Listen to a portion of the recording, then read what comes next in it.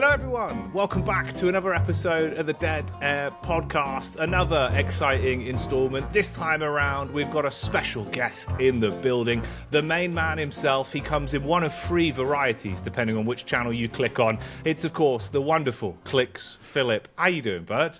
I'm doing well, thank you. Oh, I'm not doing so well. Fluffy. Oh, well, Fluffy's here, so hopefully she'll join in with this. She heard it start, and she's like, I want to be part of this. So now it's time to get involved. The timing on that is actually impeccable. I can't believe it's waited just until we hit the actual record, and then he's gone. I'll just put this back up. Come on, JC. Don't let me down now. Literally. Come on, there we go. You can do it. I believe in you, mate. Get him tucked in, into the seam. There we go, and Fluffy's just giving me an intense stare here, so she'll be here in a bit. Making some special guest appearances, which is... Hey, there you go. You get the Fluffy cam. No, not again, Fluffy. Come on. It's only been a few seconds. Oh, mate. It's like, literally, you couldn't pre-plan that one. That was actually pretty impeccable timing. She's fantastic. In all my videos, I just start the camera and she does something ridiculous. She leaps at a wall and fails, or just meows pathetically. She's adorable.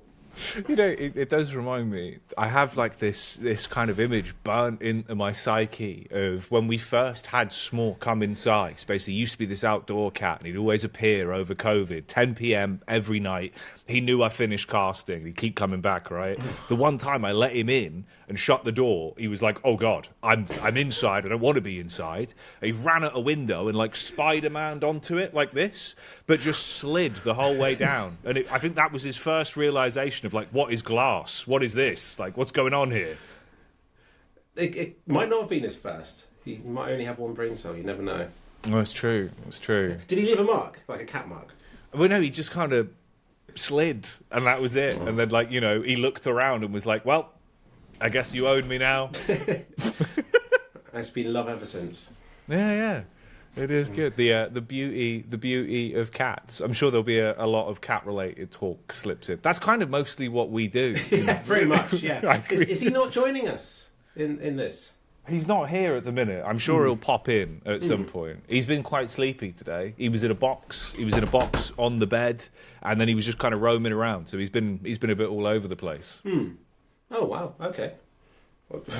Well, don't know where Fluffy's been today. I've been sleeping most of the day, but yeah. Anyway, cats. Exactly. Cat talk. Obviously, Philip, I don't know if you've seen, but this is probably one of the biggest earth-shattering updates that's physically happened to Deadlock over its kind of 7-month open development period. They've added the ability for you to not only play as a cat, but you can also press mouse 1 to meow in-game now.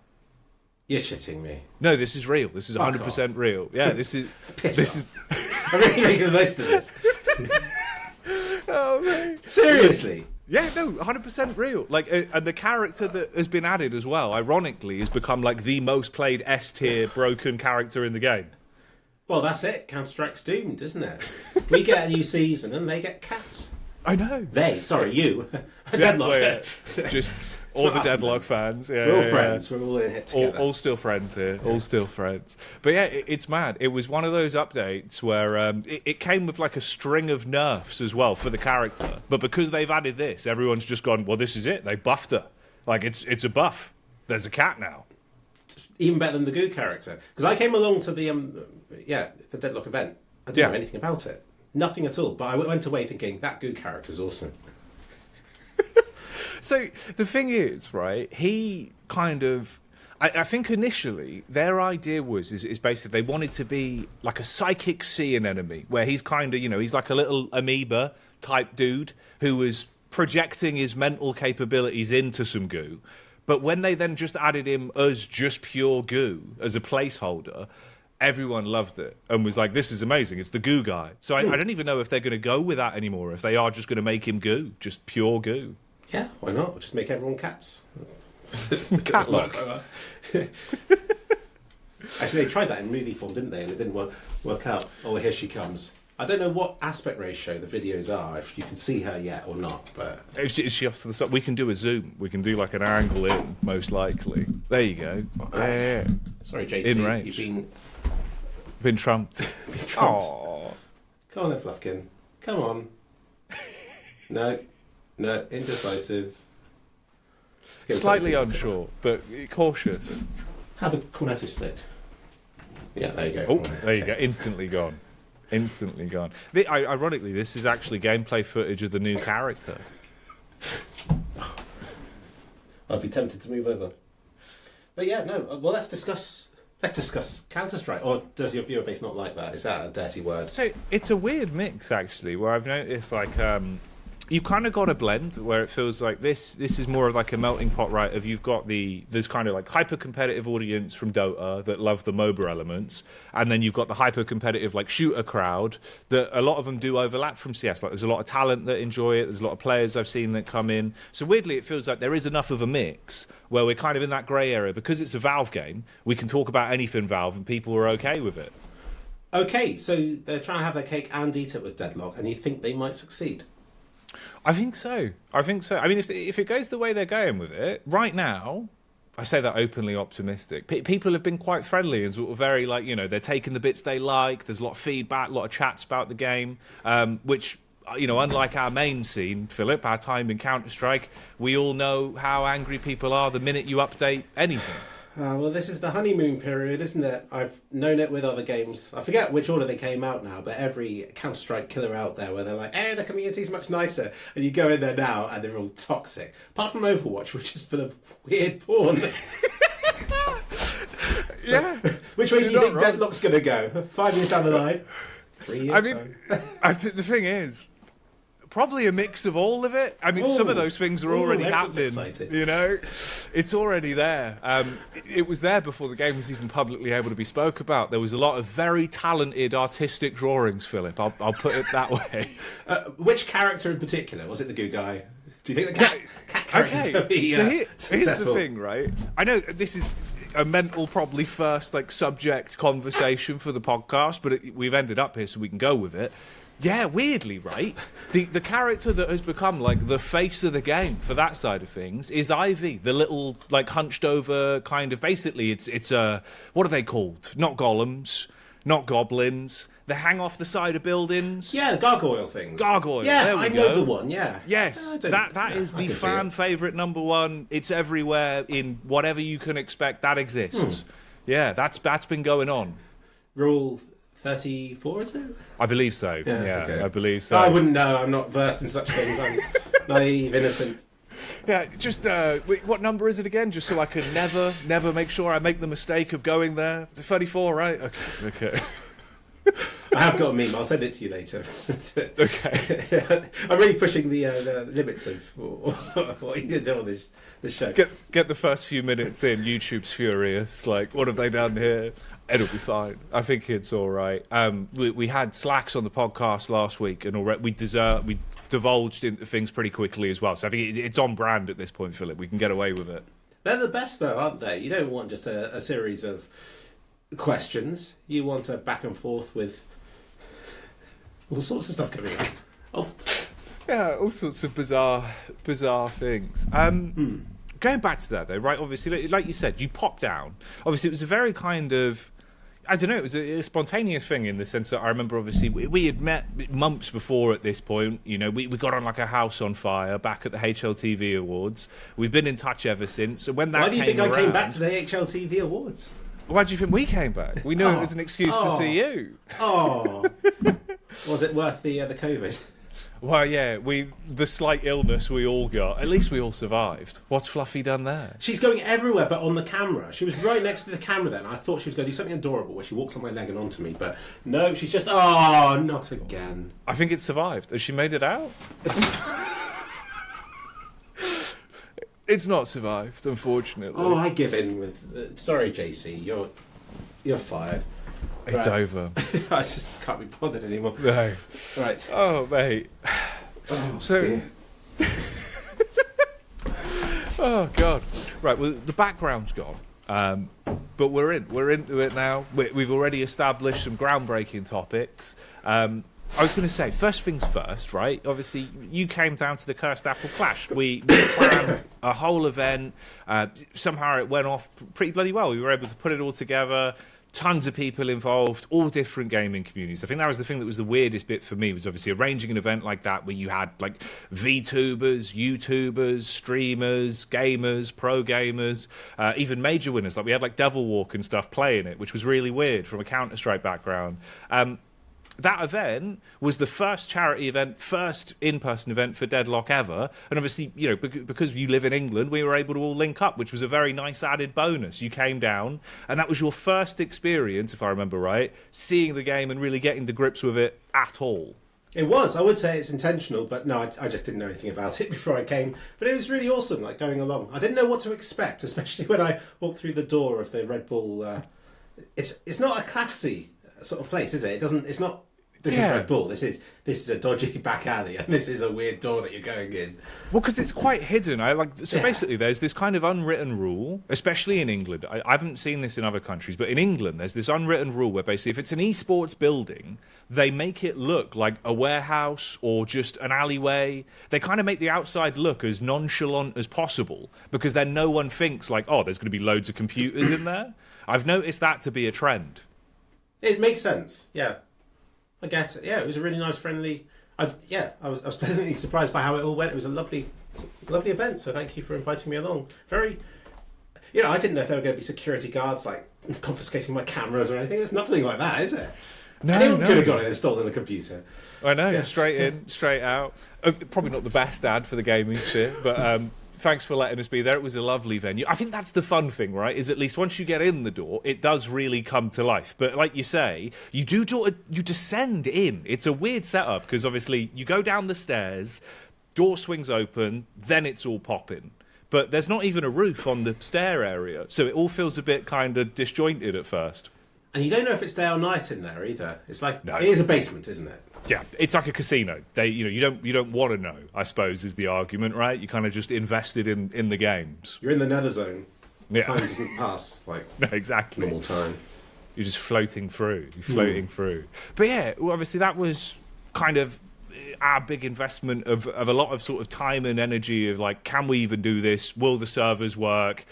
How on earth do we make this happen? And we were able to pull it off.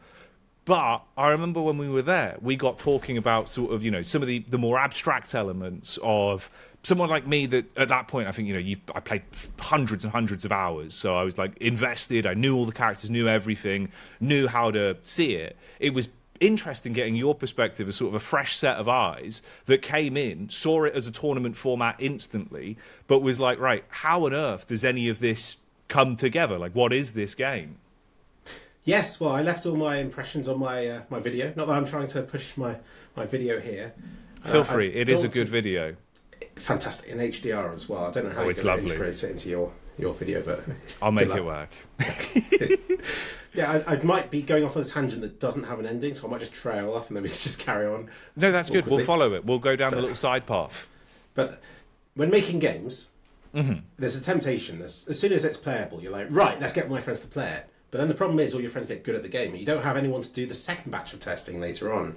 So I've been spent now, but that was my first impression. So I was going in with fresh eyes. Now you need to find someone else with fresh eyes. So that's true. I didn't actually think about it that way, but that does make sense as kind of an outline. Because it's weird now, especially where I kind of feel like my vision of the game is very corrupted in a weird way because I've seen it as well from like the very initial release. So I remember things now that like the average player that's been playing even for 4 or 5 months would be like, what on earth are you talking about? That was never a game mechanic or that never existed. But obviously I remember it when it first came out in the weird test of that element of it. So it kind of screws up how I think about it because I'm already thinking about Deadlock as if it's like 4 different games with how big all the changes have been. It's funny that I almost see like Counter-Strike with fresh eyes now because it's taken a bit of a backseat while, CS2's been up and coming and everything. And I'm jealous of people who have followed it intensely from the very beginning. While you're sort of saying it, in a way, it kind of complicates it for you thinking of it that way. Yeah, I think so. Because it was the same even, I remember, that was the most bizarre one, is because I know, when I was a lot younger, right, this was coming up towards like the Orange Box update. Do you remember when they dropped Orange Box and it changed kind of the engine for Source and CSS got all weird and nothing kind of felt the same as it had for years. It had all these weird little sound effects, didn't it? Like those sort of sounds all the time. I still don't quite get what they were doing with that.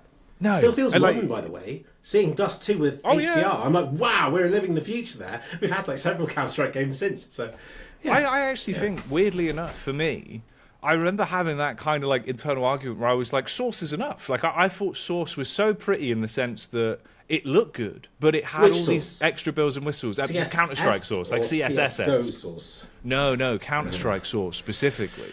So are you, okay, would that divide you? Do you think at this point, looking back, Source looks kind of real dated? Depends which bits. Some bits I think still look beautiful, like the tiles and the Dust 2 tiles. Oh, I don't think they've ever been topped. There's just something about them. Yeah. Sorry. Yeah. Like, no, you're totally fine. But I just think that, like, looking back at CSS, it did feel like it was a logical evolution in terms of how pretty things got. But you had all the extra bells and whistles, like the way the physics was integrated, like the beefy PCs. Do you remember smashing apart a beefy PC? It's funny you say that, because Office hasn't changed that much since. When I analysed it, I'm like, the CSS version has aged pretty well. Yeah. Which is sad in a way, because back in the day, that was what, about 4 years after the first version of Office came out. Yeah. And you think, wow, 20 years' time we'll have like 1 million beefy PCs to smash up on Office. And it just didn't happen. No. It was weird, because I remember as well, during the limited test, right, for CS2, that's where I kind of had the same sort of thought process of like, oh boy, when we get some of the hostage maps, this is going to be fun to play around with, because they're going to look drastically different from Go. Because Go obviously felt like we kind of went Source into Go, kind of similar, but the R-Star felt a bit smoother. It wasn't as harsh, right? And then with CS2, everything became incredibly pretty to look at. Like, things looked really photorealistic in some instances. But like you say, it didn't change that much. It actually kind of does feel almost one-to-one from sort of the translation through the free maps, which is more of a shock for me, if anything, with sort of like how Alex looked and now how Deadlock looks. It feels like Valve really have been playing around with different art styles and taking graphics in all sorts of directions. But Counter-Strike stayed as close as it could, which I suppose is a benefit and a negative in one. I find every new release more underwhelming, because people are going to disagree with this, but it's more polished, but you get far less content. When you look at Source and the number of maps and weird experiments they did. Actually, no, come to think of it, CSGO came out with a lot of different things as well, didn't it? But compared with that, I mean, CS2 is just cut down, isn't it? Yeah. I don't like the way it's going, because back in the day, they'd have all these weird game modes and things, and it feels like they've just stripped it back so far. And I guess with Deadlock, it's even worse, isn't it? Worse. One map. But I guess, does that impact your enjoyment at all, or not? See, it's hard, because I've been very much of the kind of... I have become like this enlightened sort of person as I've gotten older, in the sense where I'm like, with time, it will all be fine. Like, I'm willing to wait and I'm happy. And I know with Deadlock, it's one of those where, like, as much as I get it, there is, right now especially, Philip, they've disabled the ability to even play custom maps. It doesn't work. Anything that's non-built-in can't be decompiled, recompiled. The lighting is just broken on everything other than the one official map. So it's all been gutted, even stuff that modders could do. So it's a bit weird, right? You're kind of thinking, oh, that feels a bit odd compared to the sort of way that Valve usually are with Source games. But I then kind of convinced myself we are kind of lucky we're even testing an unreleased game, and it is a test. As much as it feels like it's released to a lot of people, it's not. It's still a very early byproduct of what the game will be 7-8 months from now. When are games even released anymore? That's a good question, yeah. I mean, CS2, I almost feel like it's only just been released now with Season 2. Like, until now, it's just been weird experiments, and everyone's been like, wow, this season's going on for a long time. 500 days, almost. Weirdly does correlate with a lot of the agent tweets I've done, I think, actually. Because I remember limited test ends into, late September. CS2 comes out. And then, like you say, it's other than the Call to Arms update, I don't think we saw much of a major kind of switch with a new engine of trying out anything too drastic, which is a bit worrying, because like you say, right, it does kind of feel like, in that sense, with Counter-Strike related conversation, a lot of the more community things that in my mind kind of did build up a big bit of CS's DNA have gone away. Obviously, a lot of people seem to think they're never coming back. Where do you sit on that? Do you think we're going to get stuff back? Again, I like to be optimistic and think we will. I think it's just all with time. I think it's dangerous for me to speculate, but I do worry that Valve are like, hey, look, it's the competitive side of CS2 that makes the money, and we could just keep it like that. But then where's the community going to go? I mean, like you say, Deadlock has been locked down. Where is the community around Source games going? I mean, at least there's CS:GO. At least Valve's helping CS:GO to be released, right? Yeah, I'm sure that'll come out shortly with the approval that's imminent. Yeah. How's your agent going, by the way? God, where are we at now? I think we're nearly. Let me double check. You got to get the numbers precisely right. That's been 595 days to the day. So we're nearly at 2 years.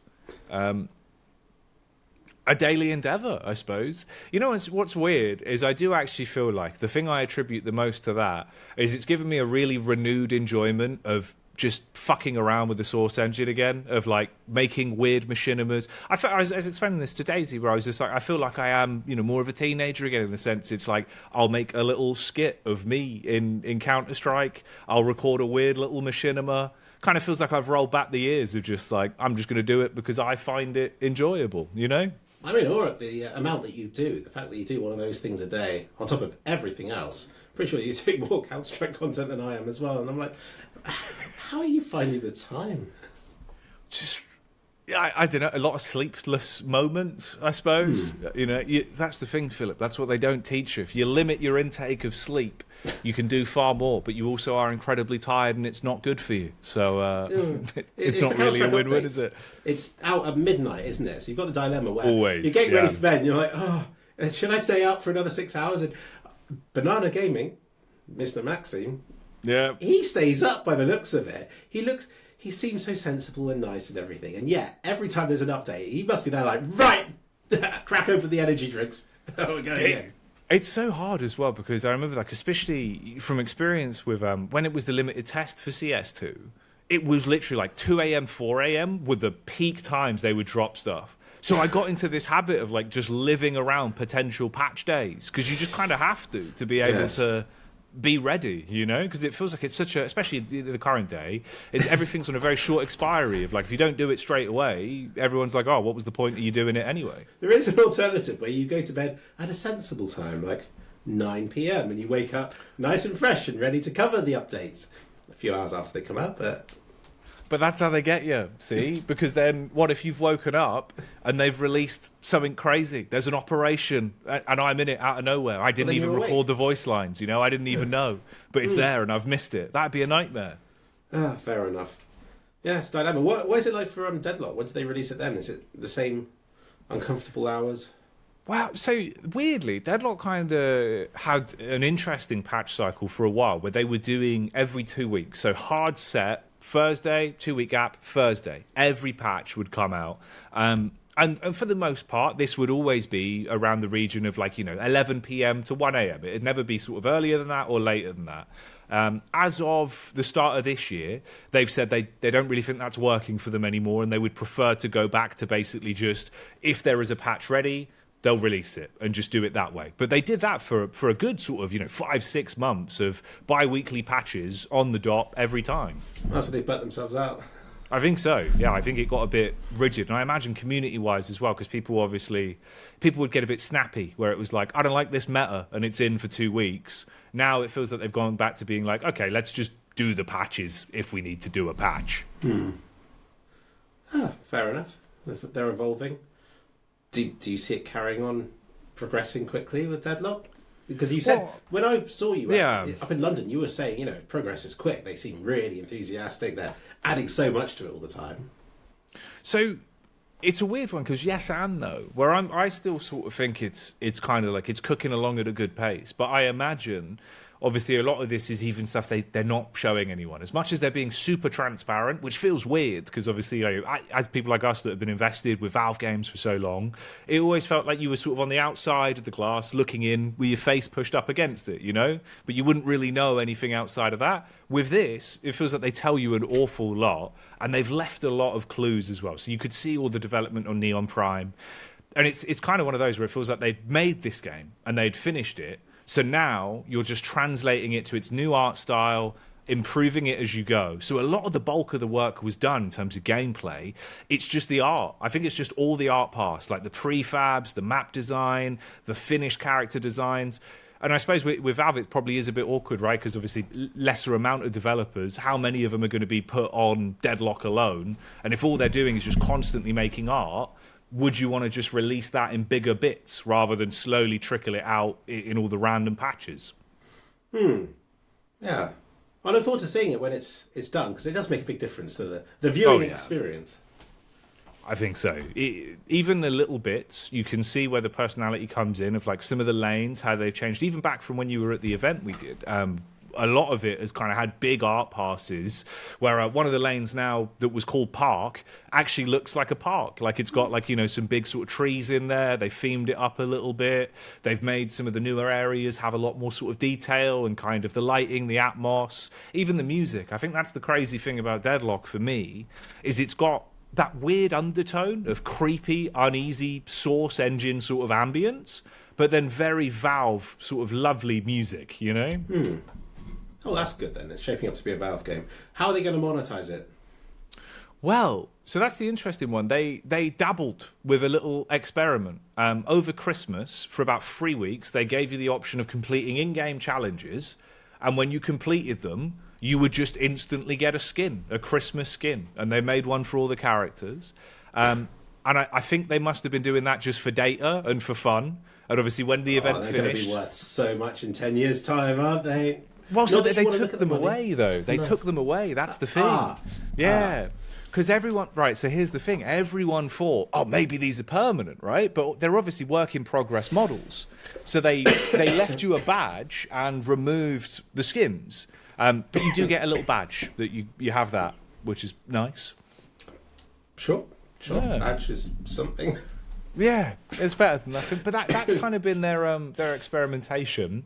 I suppose the way to think about it with that as well is they released ages ago. Well, I say released. It got leaked, basically, that they've been working on progression for the characters as little point-and-click kind of storybooks.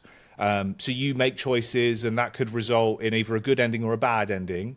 And it says in the development footage, like we could reward a player with a Lady Geist skin for completing this. So I think a lot of it might even be more in-game incentivized kind of rewards, more of an old school, like you unlock stuff.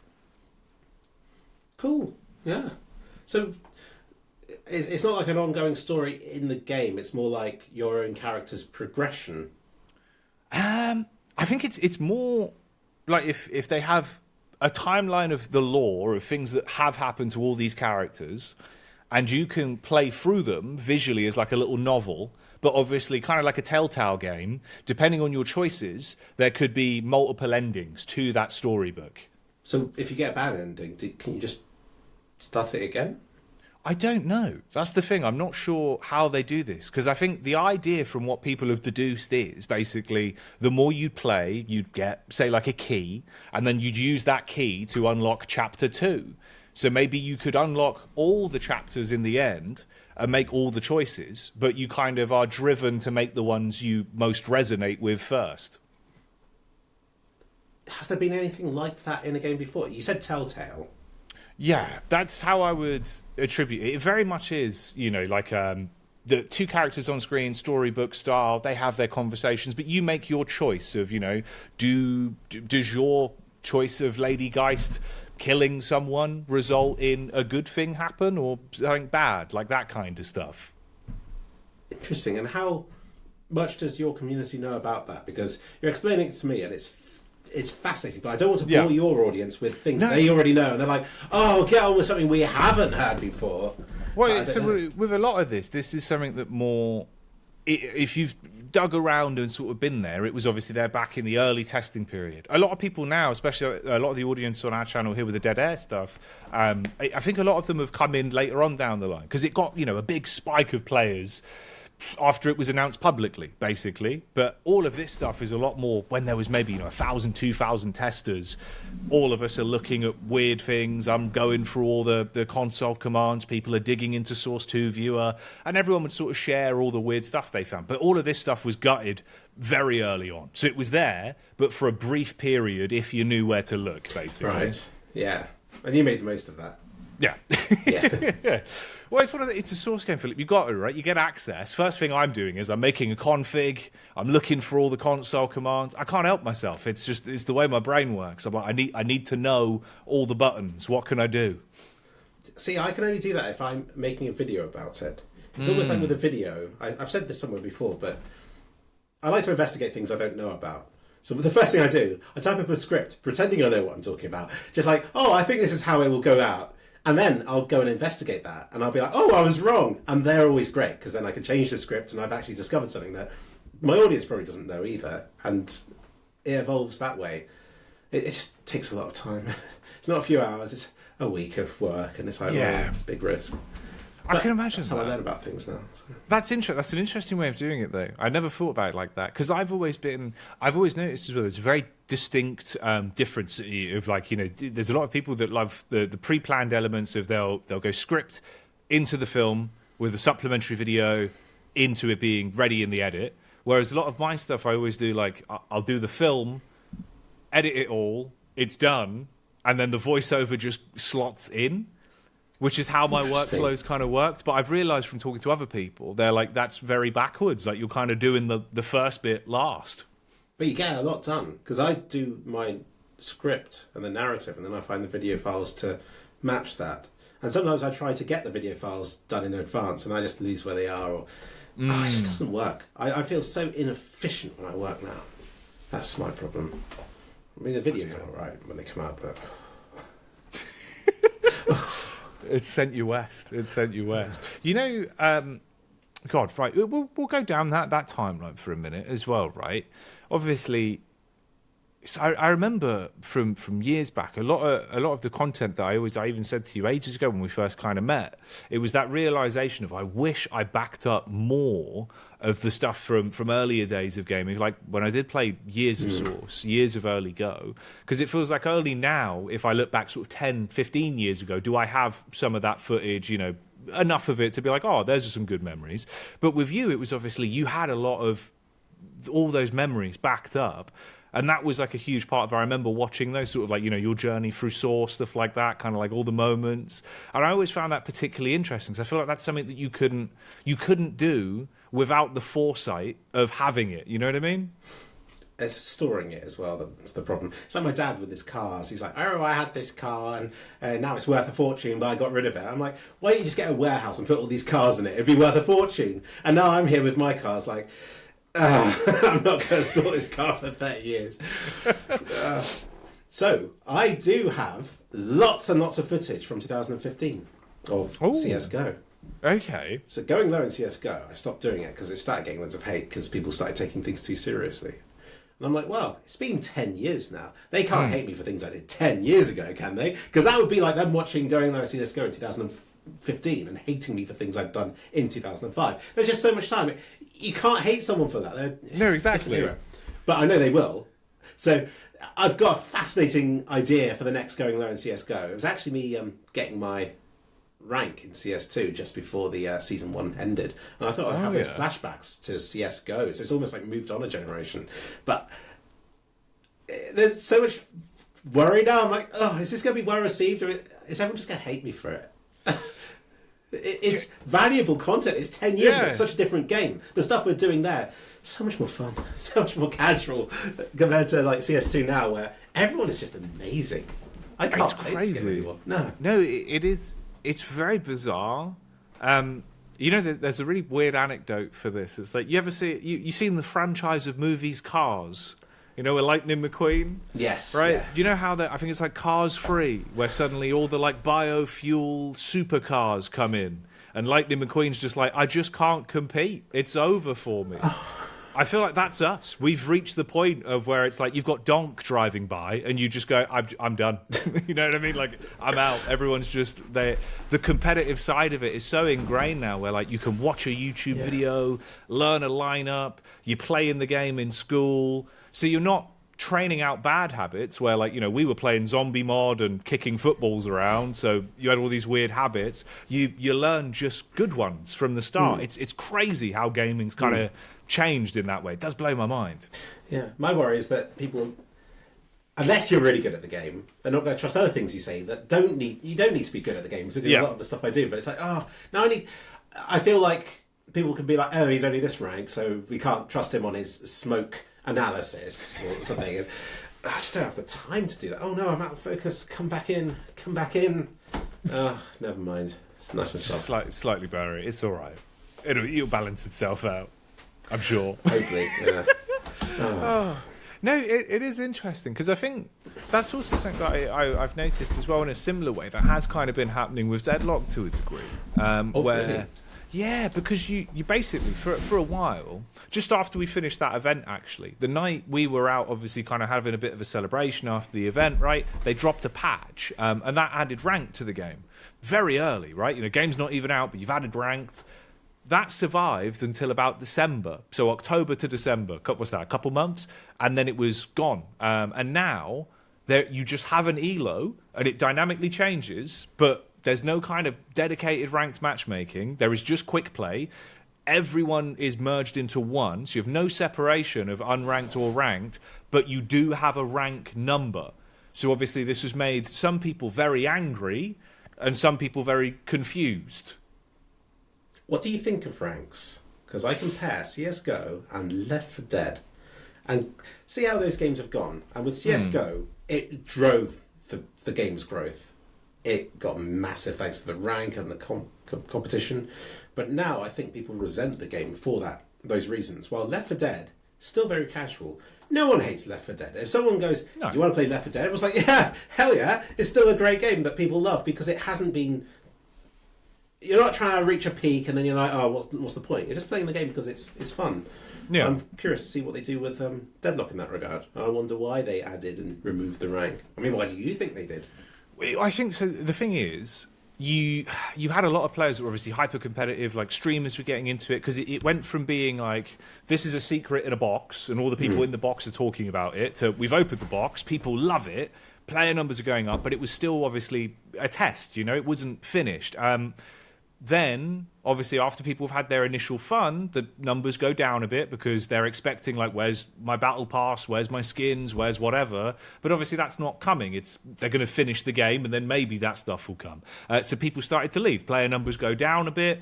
Kind of makes sense logically when you think about it. But obviously everyone goes to the instant, it's dead, it's over. I was going to ask you if people are like that with Deadlock already. We've reached that point. That is where everyone is at. But obviously...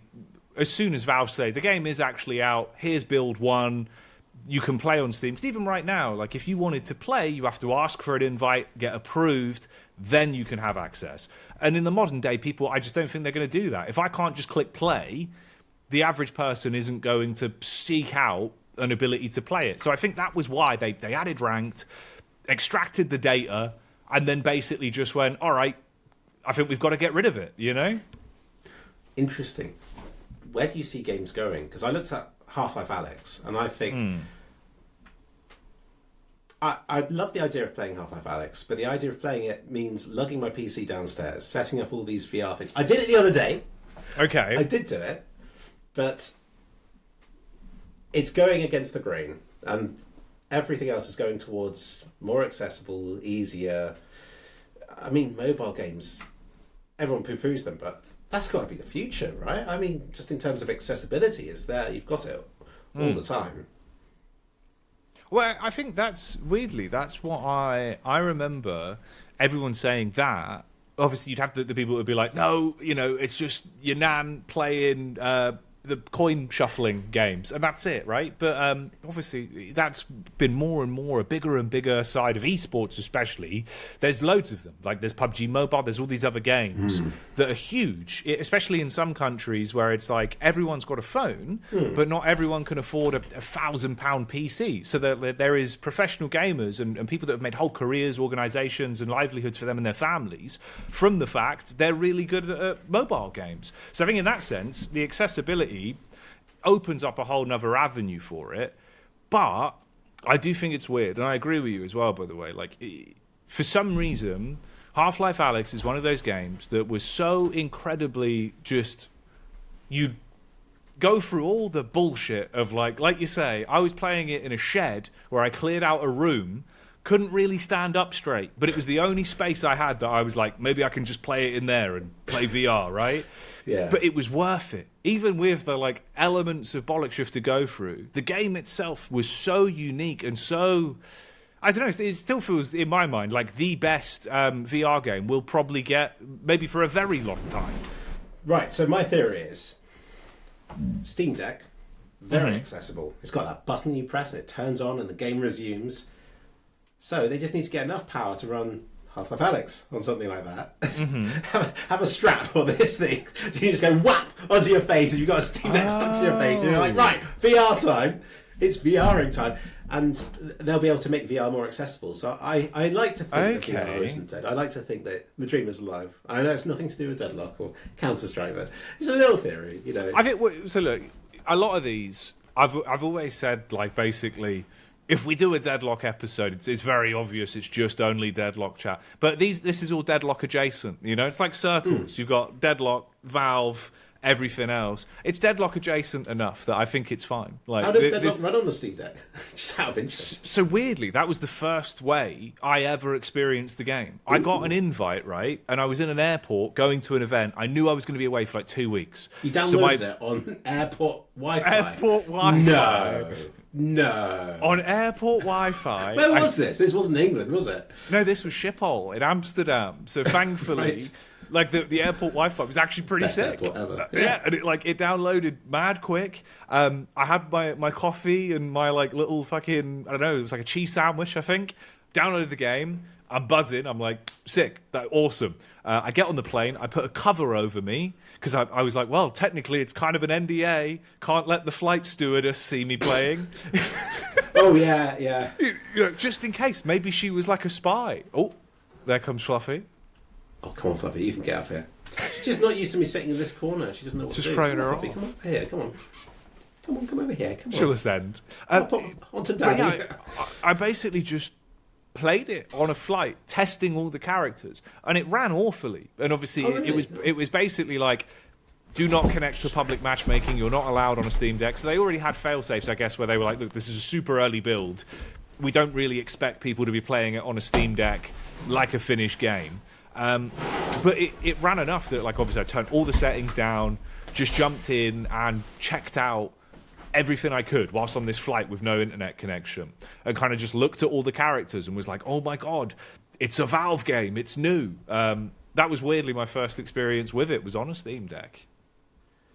And you were so excited. I'm a bit jealous. Every time something new comes out that I get exclusive access to, I'm like, right, time to make a video about it while I have exclusive access. And it's kind of ruined it a bit for me, where it's like, my first thought is, I need to make content for this. Yeah. And I just don't know if I have enough time to enjoy it until afterwards. And then I'm like, do I deserve to enjoy it, or should I find the next exclusive thing to make a video about? Do you get that at all? You don't. You just seem to love it. You seem to love it all. I think it's weird though, because it's even now, especially as I've gotten older as well, I've realised, like, say from like 2011 onwards, like the Portal 2 era of Valve Plus, I don't even know if I really love video games anymore. I think I just kind of love Valve games, and that's all I've done, you know? So it's like, these are just, for me, this is my favourite moments, because it's like, oh, I love all the games, I love all the universe, I like the fact I've got the console, I can do all this weird stuff, and it really, that's just how I enjoy gaming, I guess, you know? It's like Counter-Strike is my competitive game. Deadlock is also a competitive game, but it's got all the weird stuff on the side, got all these fun single-player games. Boot up a game of Left 4 Dead 2, you're good to go, right? But with Deadlock, it was weirdly refreshing, because with the limited test for CS2, I was exactly the same. every day, video on it, new patch, video, this has changed, video, comparisons, everything. And especially, obviously, because my job's commentating it, it felt like you needed to be really switched on of like, I've got to learn all the new stuff that's going to change the meta of CS2. So when I go to work, I know exactly what I'm talking about and I can be ready for that switch. Because obviously it's like, 12 years of casting CSGO into that. It was like, oh, okay, got to really switch things up now. It's a new generation for the game. With Deadlock, there was none. Oh my God. Oh, that was perfect. Come on. With the full-on whisper cam. Come on, Fluffy. Come on. Come on. Oh, we get the purrs as well. Come on. Here we go. Oh my God. It's happening. You're going to get a great... It's happening. Hey, there we go. Yes. Almost. We were so close. Come on. We were so close. But I think with Deadlock, Philip, it was a very weird time in gaming. I think it would have resonated with you a lot as well, where like I've spoken to people about it, and people that were there all have this kind of weird rose-tinted look back on these months, because effectively there was the Valve forum and there was the Discord that they owned. And you could discuss the game and show off the game there, but that was it. You were not allowed to talk about it, record it, anything. It was all very, do not confirm this game exists, And I remember there was that reporter that tried to break the story. That and changed obviously, it all, didn't it? That was the thing that broke the floodwaters. Because obviously he just did it and then was like, oh, Valve have banned me. And it's like, well, yeah, every time you boot up the game, it says, please do not talk about it. Oh, yeah, but who reads that? Well, you know what the funny thing is? Did you see the way he explained it as well? Is he went, you have to click the OK button to play the game, but I realised if you press escape, it just goes away. So that was his argument. He was like, I never accepted it. Got ya. Well, if I'm honest, Valve do the same with their gambling things. Because in France, they're like, right, no gambling's allowed. They're like, fine, we'll do an X-ray gambling system. So, yeah. Come on, Valve. You're not doing it. It's mad. It's so mad. But yeah, it was a really unique period of time where obviously I was making the patch videos, but for like 100 people in a Discord.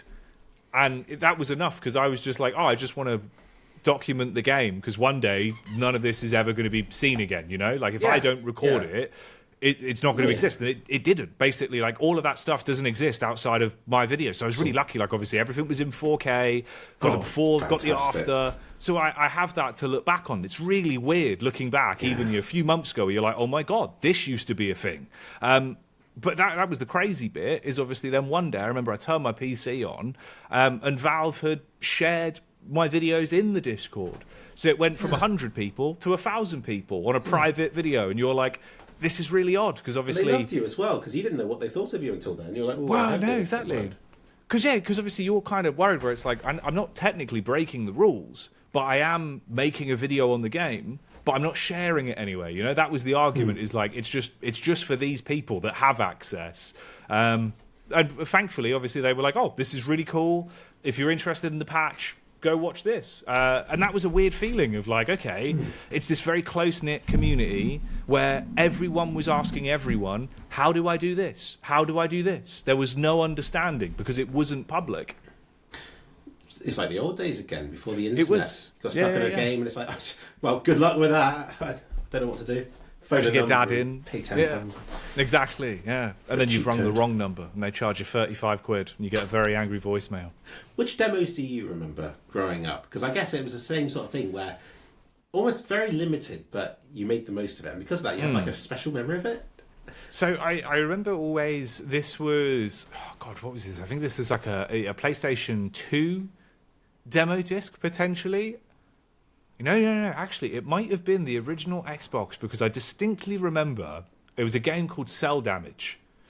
And Cell Damage was obviously basically this kart racer, but you would fight each other, and it was cel-shaded and very weird. Right, yeah. And there was like a build of that was on there. And then I remember a PlayStation 2 one that I think just had Crash on it. And it was like a few mini games from one of the Crash games. And I would just play that, and I was like, well, this is sick. Like, what else do I need, Wild West of games, that. For me, it was PS1. Lots of those. Do you know the last game I felt really excited about? You're not going to guess it. It's the last game you would imagine me getting excited about. In fact, how recent? How recent is it? Well, just last 2 years. Okay, Three last 2 guesses years. to think of the game I'd least like that I actually loved. And not Slay the Spire. I love Slay the Spire. You do enjoy Slay the Spire. Yeah. Okay, I'll throw out one. Is Ready or Not on there? Oh no, I do like Ready or Not. I know you like that. That's what actually, I was thinking. I've gone through that the same sort of thing as you. Like I've gone through all the early versions and I've seen maps that they've removed. And it's like, why did they do that? That was the best map. Okay. Really special. And when I look at the community online, they've got a completely different perception of it to me, which I find a bit sad because it's almost like a hive mind on the internet that I reached a different conclusion about just by enjoying a game, pretty much. Yeah. And they all hate it, and I'm like, oh well, I quite like it. I play it with my friend and I love it. Yeah. No, the game I liked, Okay. Starfield. Really? I loved it. I actually never would have got that. I don't think that's. Well, I don't like the game. The game's shit, but. Oh, I gave myself goals. I was like, "This is an interesting procedurally generated world they've got here. I wonder if I can find where these two different biomes connect and stuff." And I have such fond memories of exploring these places that I know no one else will ever see. They could if they clicked on the exact same bit of the earth, but I've had dozens of hours from that. And when I release a video, it's really sad because people are like, "You're such a sellout doing a video on something you don't love," and I'm like, "I love this." Finding out that the world is connected. They went to the effort to connect the whole world together. You just can't travel there. Oh, yeah. So that's the last game I really got excited about, just on my own adventures. I found this huge crater on one of the worlds. I didn't make the video because they just weren't getting views. No one cared. Yeah. But I found this huge crater. I was mapping it out, and it's almost like this tropical jungle. You have to run quite a long way to get through to it, and then suddenly it just drops down hundreds of meters. And I'm like, what is this? Like what? Like someone just accidentally clicked on a world and it's made a huge dent in it. Divoted. I spent days of my life just exploring it. I'm like, I should be making videos that people care about. I was just absolutely obsessed. Anyway, it turns out what they did is the main city in the Starfield, and somehow to make the background scenery, they had to lower the whole place down until you couldn't see beyond it, and then suddenly it raises up. So I was mapping out the area around the main city that they had all manually. You can't get to it from the main city. The only way you can do it is to cheat and to remove the HUD. Yeah, so I mapped this all out. I'm just saying this here because that was days of my life that no one is going to know about. No one's going to know how passionate I was about mapping out a bit of Starfield. But loved it. You know what though? Weirdly, that resonates with me a lot. I've had those moments of like there is very specific, I don't know, parts of games that you find, and it's very interesting to you, and no one else would ever give a fuck. But it's those moments where it's just like, this is really odd. And I've had a lot of them as well, kind of the similar vein, like with the Deadlock stuff, where it was just looking at, why does this stuff work the way it does? Like, what is this? What were they trying to do here? You know what I mean? And you kind of dig through it, and it's, good hundreds of hours of just not really even playing the game, but you're playing the game and you get enjoyment out of it. But like you say, like it's very hard to translate that stuff to people. It's the same with the limited test with CS2. I remember the first time I booted that up, I kind of had this like knee-jerk reaction where I was like, "Ooh, I don't like this at all. This feels wrong. The game feels wrong." I think it was the very first build, the Dust 2 release that came out whenever it was, that late that year into October or whenever it was, it just appeared and they said, this exists. And I hated it, really. I was like, this doesn't feel good at all. But then every update, I'd log in and I started getting more of like actually, it will be good and I can see what they're doing. And I played it more and more. And by June, the game felt entirely different. It felt like CSGO to me, but it felt prettier than anything we'd ever had, And I went from being like, I'm going to play on the lowest resolution at this. I'm going to be in 1080p. I'm going to play with no HUD. Here's a weird thing, Philip. I realise a lot of people still don't even realise I do this, and I've had so many weird looks. I've played at LANs like it now as well. Because I hated the HUD in CS2, I thought it was too noisy, a bit too loud and like too much going on. And there's that weird Gaussian blur. I just have the HUD turned off. I have the radar and the kill feed, and I have a keybind to turn on the HUD if I need it to check ammo or anything like that. I just play purely like a realism mode of CS2 because I find the game looks visually so nice and attractive. I don't really like subtracting from it. So I've been playing a very weird Jacky way of CS2, and when people see that, they're like, "What the fuck is wrong with you? Like, where is your HUD? Why are you doing this?" And that's just how I enjoy it, I suppose. And I use the default things and the default crosshair, which everyone hates, because they're like, "Oh, why are you using such a noob crosshair?" And it's like, well, because it makes my videos more accessible for everyone watching them, and that's why I do it. But I did go through a stage of making my weapon like really weirdly positioned just to annoy everyone. just the most petty troll thing. Yeah. It distracts from all the other hate, because if you just get hate for that, I could be like, I'm in control of that hate, so that's fine. That's the thing, though. I've realised they hate that the most. Because I have my view model centered, because I used to play a lot of Quake, played a lot of Doom, right? Yeah, so I have no HUD, a radar, a kill feed, and my gun dead center, like, well, as close as you can get it to the center. And it takes up less of the you have more space. You see everything, you know what I mean? Scenery. I'm never going to accidentally block a character model with my gun. It's tiny, it's slim. If anything, like, because I remember that sort of era of gaming, you just turn off gun view models, because it was like, well, I don't really actually need this, you know? Like, just get rid of it. And people hate that the most. But a pro has it on in a different position on the screen, so he's better than you, therefore that's the right way to play. No, but that's the thing. That's what I get. And like, they won't even notice there is no HUD, and I'm playing the game without a HUD. They'll just go, "Who's this guy with a centered gun? Look at him." And it's like, you're so focused on the gun view model, they don't notice anything else. It's perplexing to me. And I do wonder if that is a byproduct of how invested everyone is into skins in terms of like the visual feedback. They really associate the view model with a huge part of the feel of the game these days. Yeah, that's it. Sometimes I cover updates and just completely skim over these skin things, and other people only cover the skin things. Yeah. There's a completely different community of people playing this game. But then I guess I'm not the proper one, because I'm not really into the pro scene. I'm into the how many dead bodies can you stack on top of each other before it starts slowing down. Actually, I'm really excited about that. I saw a video on Havoc Physics recently. It wasn't that good.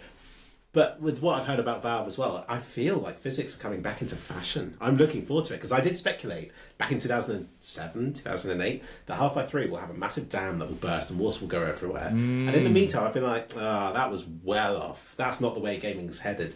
But now I'm looking at it like, it could be coming back that way.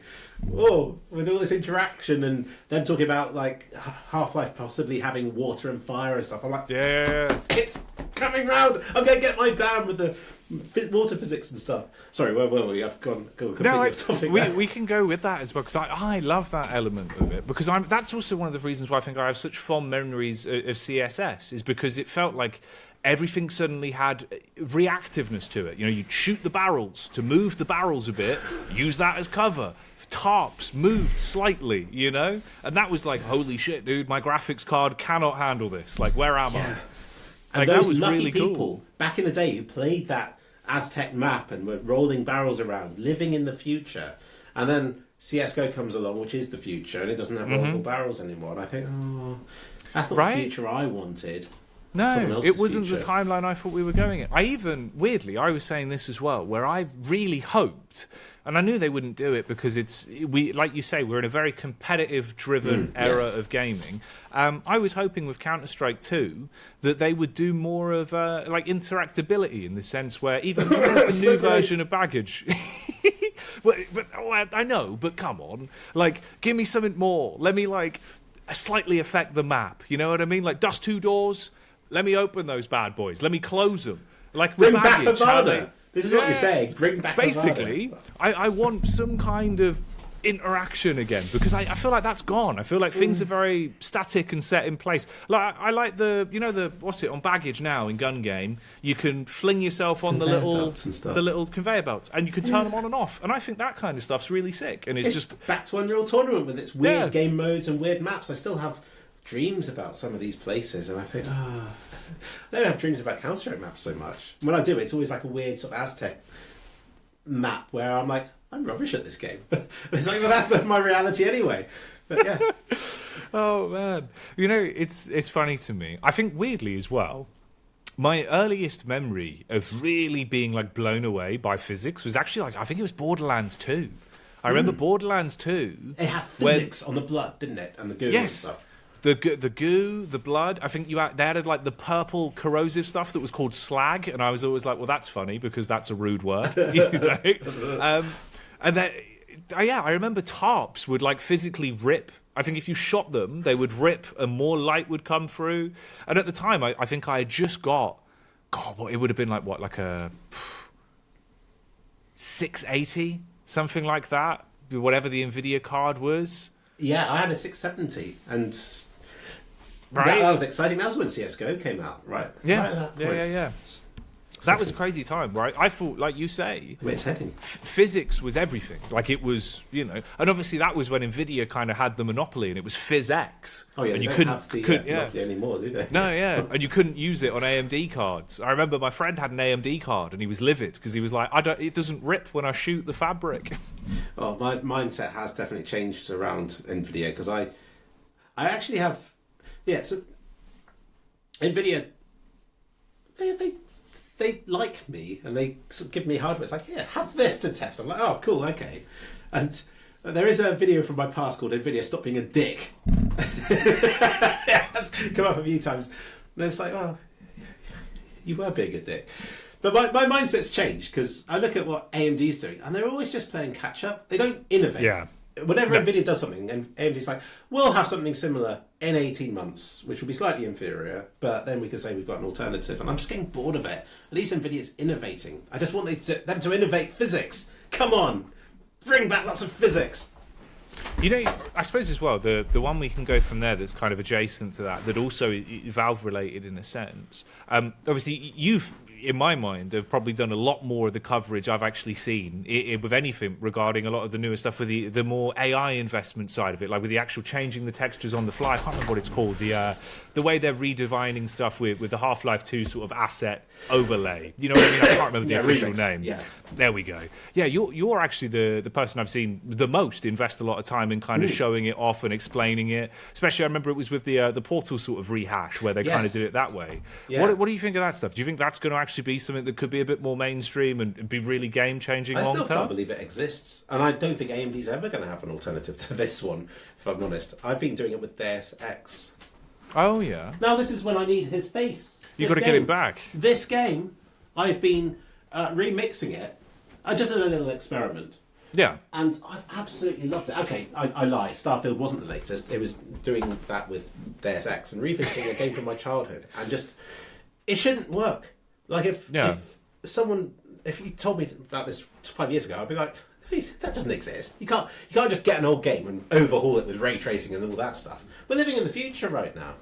Apart from CS2, that's still living quite in the past. Although I do like the water physics and just the amount of detail they put into all these things, the small things in the game, they're cutting edge.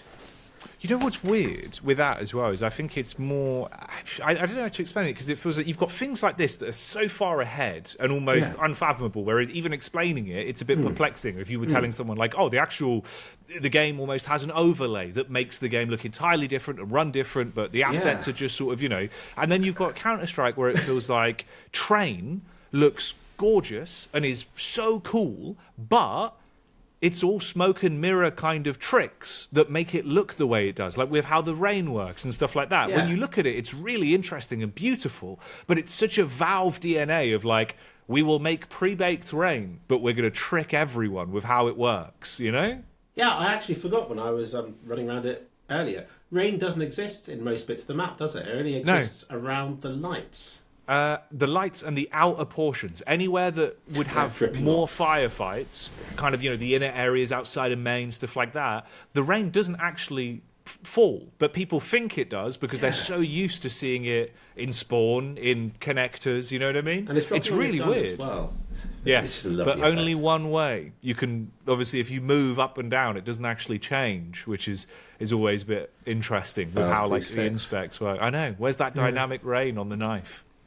I think they're heading the right way, because people are already going, oh, the game isn't optimised. And it's like, it is optimised. Oh, yeah. It's just not a 15-year-old game engine anymore. No. Well, I think it's very hard as well, because obviously, like, the core audience for Counter-Strike has always been hyper-competitive. I'm doing this really horrible voice for people who hate Counter-Strike. They're going to hate me for this interview. It'll be mostly Deadlock people, so it'll be all right. You'll slip past the radar. You know what I mean? The trickle over we can get away with. Oh, okay, yeah, more sheltered. They It only won't takes know. one person. I've noticed this. It only takes one person to cause hassle, and then suddenly I'm like, Yeah. oh no, I have to answer for something I said. No. Wait, We'll do one of these. Yeah. None of this is actually real. Yeah. Anything me and Philip have said during the duration of this podcast is AI. It's not real. So please don't use any of it. Thank you. Yeah, everyone's already accusing me of being AI. This is the one time might be beneficial. Yeah, you've become the AI man. It seems these days. Everyone believes that's your crusade. Yeah. I mean, Deadlock's got a few cool effects, hasn't it? Obviously, Goo Guy, but then you've got the Silver Surfer guy creating all the bridges. Oh, everywhere. Kelvin. Yeah. You know what's weird is that's actually going back to the topic of like, That's Half-Life 3, how are they doing? Right? There's so much of the stuff that I look at in Deadlock, and it is almost one of those where I'm like, this is just a game of all of the weird ideas they had that didn't work, that they've just salvaged and put into a sandbox almost. It really feels like it is Valve's little toy box that's been on the side, and now they're like, you know what, let's actually make that a thing. Do you worry it's not going to have not continuity? It's not going to be the same flavour across the whole game? Because I look at the characters, I think, how are they all in the same universe? Why is Goo Guy attacking Little Gremlin Guy? And Well, so I mean, a lot of it is a placeholder. Like, I'd say probably over 60% of the game is going to be gutted and changed. Like, you know, for a final model, none of the heroes are final. They've always said basically we haven't finished a single one of them. They will change. So I think by the end, the one thing I've always really had faith 100% in Valve is their art direction of making things synonymous. You know, I think even now I'd argue, as much as CS2, it's lost a bit of the more extravagant side. When you look at it as a game, I think everything is super consistent. It's clean, it's chiseled, but it's still going to look as good in 10 years' time. Whereas, obviously, for some people, if they look back at CSGO now, it's like, holy fucking shit, dude, this game looks really ugly in some places. You know? It was too realistic without that soft sort of feeling. CS2's shiny and rounded, and I feel like that has more of a life cycle to it. I feel like it will be the same with Deadlock, where when it's done, because it's more stylized, you could pick it up in 5-10 years' time and still go, oh, this looks pretty. I'm sad about it in a way. With Half-Life Alyx, they've gone down the more cartoony route than Half-Life 2. And in a way, I prefer the look of G-Man in Half-Life 2. I prefer the character models trying to be realistic with their eyes and stuff. While Half-Life Alyx is a bit cartoony. Yeah. What was I going to go? Yeah, CS2. I mean, is it consistent with all the custom agents and weapon skins? Seems like anything goes. Well, I suppose yes and no in some ways, because I think it's become its own sort of weird DNA now of that visual style of CS. Like, you kind of know when something feels like it fits, you know what I mean? Like, in terms of like the weird weapon skins, the weird stickers, some of the designs. Some of them are definitely way more out there than others. Like, I think some of the custom agents do look crazy in terms of, like, you know, the added bells and whistles. I think it's the extra bits that always threw me off. You know, when you've got like the agents with a whole, I don't know, like microscope hanging off their backs and stuff like that. Those bits always felt a bit jarring for me. That does feel like you've added like a Combine model to CS and gone deal with that, basically. Yeah, scuba divers. Yeah, it's like, oh. Yeah, Where does that fit in? Mr. Wet Socks, I think his name is.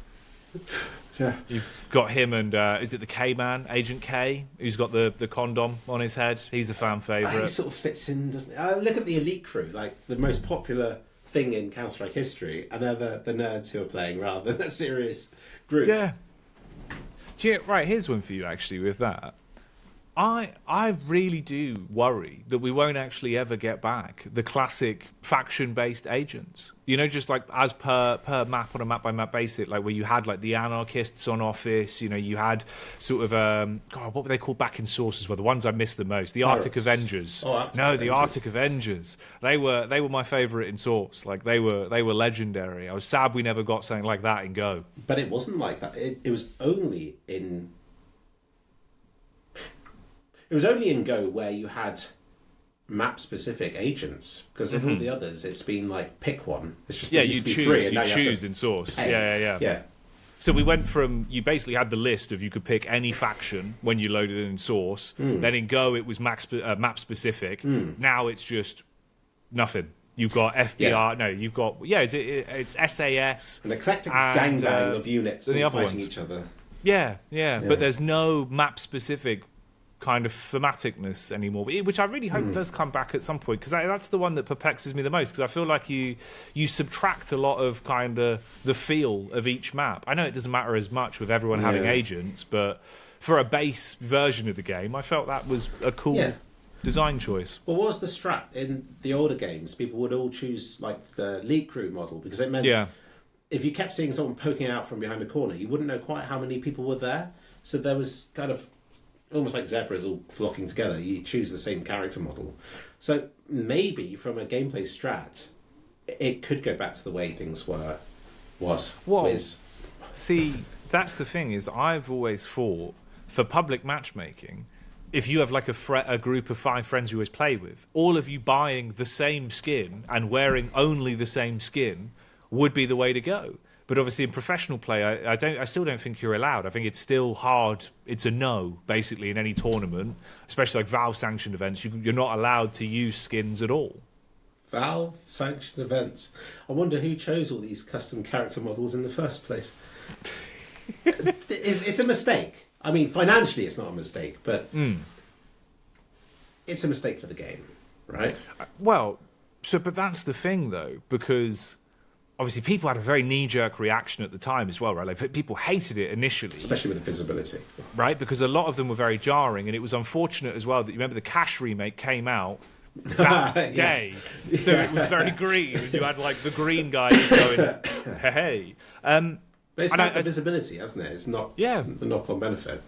Well, yeah, because they've had to improve map design in terms of lighting and visibility, sort of, white areas where it would be dark to provide contrast, adding the contrast setting, a lot of that kind of stuff that did help as a knock-on.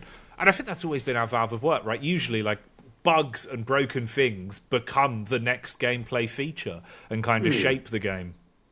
Yeah, that was the Half-Life 2, the famous one with the helicopter dropping all those bombs, and they're like, oh, that looks cool, let's keep that as the gameplay. So yeah, it's clever that they look at it and try to make something of it. But still, I think that's even how that was how I thought we got the interactable smokes in CS2, because basically, obviously, in CS:GO, I remember specifically on Nuke, every professional game of Nuke, if you overlapped 2 smokes and then a grenade, the particles would make it transparent. So I almost wondered if Valve basically went, oh, people are doing this, why don't we just make that a thing, like an actual gameplay mechanic? Oh, interesting. Because I just saw it as, well, this is all broken. We need to just redo the volumetric smoke properly, because it's going through walls. It's not how smokes work. I really like the smokes in CS2. Again, they're very clever, fun. Well-optimised feature, given what it is. Oh, yeah. It's crazy how they were able to pull that one off. I remember that's like the thing that kind of blew my mind was messing around with them and realising very early on to the limited test, like, if I throw it here, it's a bigger smoke because it's funneling it in a weird way, and like understanding that it was reactive. It was actually, what was odd is I remember having such a fond memory of smokes in CS:GO as like, these are the best smoke grenades in any video game. They work like smoke grenades, they block vision. They're not a little tin. And then you get CS2 and you're like, oh no, actually, this is actually the best smoke grenade we've ever seen in a video game, You might be the only one who's ever liked the smoke grenades in CS:GO. You reckon? Yeah, I just saw them as a horribly messed up, buggy mess. I think it's because it did just block everything out for the most part, other than one-way smokes. You had 2 and a grenade. Yeah, and the grenade. But for the most part, it felt like it actually did just go, you can't see this anymore. Yeah, it served its purpose. Yeah, which I think in a lot of other video games, it feels like smoke grenades, as much as they're there, they're a lot more just of an aesthetic thing. Like, like in a Call of Duty or a Battlefield, it's more of a haze. It's not like a wall, really. Oh yeah, it's solid in Counter-Strike, especially CS2. When I look at how they were done, if I was tasked with making volumetric smokes, I can imagine I'd try it out and be like, oh, screw this. All the combinations of like diagonal things that it has to brush up against but not go through, And like windows, you know, if it's almost over a window, you don't want it passing through the window because that looks disgusting as well. They've managed it. The smoke grenades in CS2 are just beautiful, and it looks like they're just going through each and everything. You know, the bottles of the water inside, and just one by one, they're adding these beautiful shading effects. It's so clever. I remember actually. Gosh, it was that day when the trailer dropped. I remember where I was, right? And we're deep. But the good thing is we're like an hour in. So if people are listening this far, they've enjoyed it all, and they're like, "Oh, this is good. Actually, I'm enjoying the Counter-Strike talk." So don't even worry about it. For me to say the next incriminating thing, I reckon. But I remember basically I was working at a pro league. It was that season of Pro League. I think it was like season 17 when they announced CS2, and we're all in the green room. The show day hadn't started yet, and an editor runs in. And he goes, "Valve have posted on the YouTube." And we're all like, "What?" And we get our phones out and everyone starts playing the trailer. Because obviously CS2's trailer just got posted, right? They just went, "Here you go, we're making CS2. And watching it, I remember there's the clip of the Molotov. And I paused my phone and I'm like, "It's the Half-Life Alyx lighting shader. This is not real liquid. This is just lighting. Look at it." And everyone's looking at me like I'm crazy. But I was like, look what they've done. And it blew my mind, you know. I was like, oh my God, they've done the thing. It was crazy. And suddenly the realization, it was probably only added to Half-Life Alyx because they were adding it to CS2 as well. Yeah, I've never even thought about it like that. That's the funny thing. I've always thought about it like it was that one developer for Half-Life Alyx that was like, "Look what I have made, Eureka!" You know, yeah. But that does actually make sense. That maybe it was a Source 2 thing overall, where you're like, "This is something that looks really good in both games. Like we should use this in Counter-Strike." With hindsight, I think that was probably the sign they were working on CS2. Because why would you just spend all that time? I guess Valve is a weird company, but it's like, hey, you know what? I'm going to spend a few months trying to make this bottle look this great in Half-Life Alyx. Yeah, I just remember it was the Red Star Hotel? It was when you get there, right? And it's walls and walls of bottles with sunlight coming in. And I think it must have been like 2 hours. I'm in this shed in a garden in London playing Half-Life Alyx. My head hurts because I'm like this the whole time. And I'm just there going, up because of the VR sickness. Yeah, you know when you're just like, it's beautiful.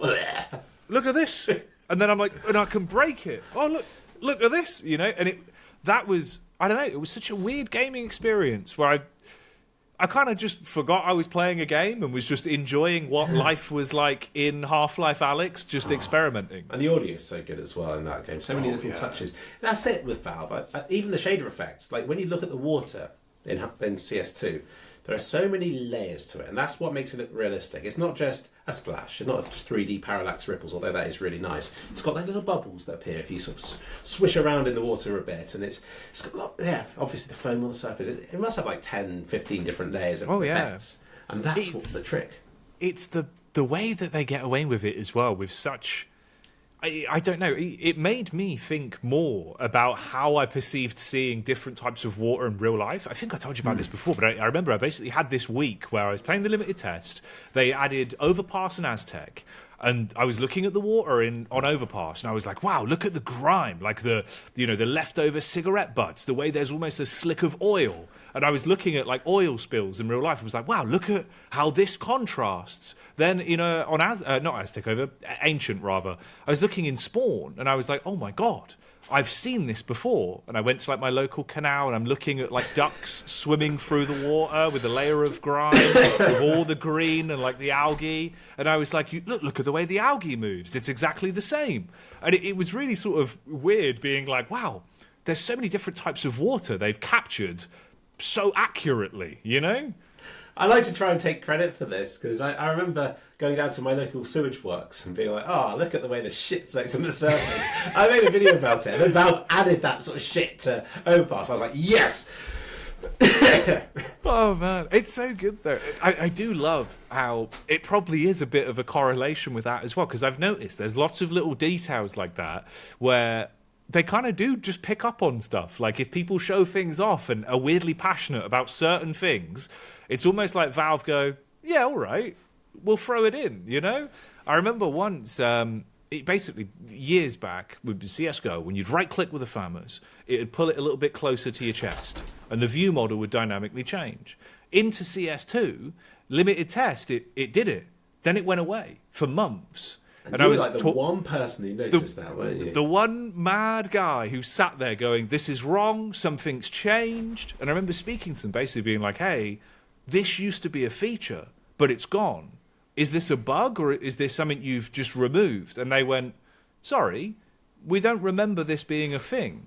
Do you have any evidence that it was in the game?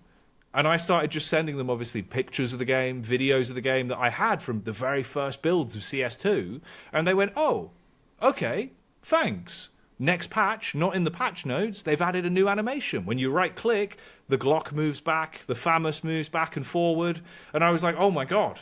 My weird memory of this was a feature was actually proven right. And they re-implemented it. And that was mind-blowing of, whoa, I've affected this weird thing that no one's going to really notice. Just you wait until you get your agent skin. Oh yeah, that'd be good. That'd be good.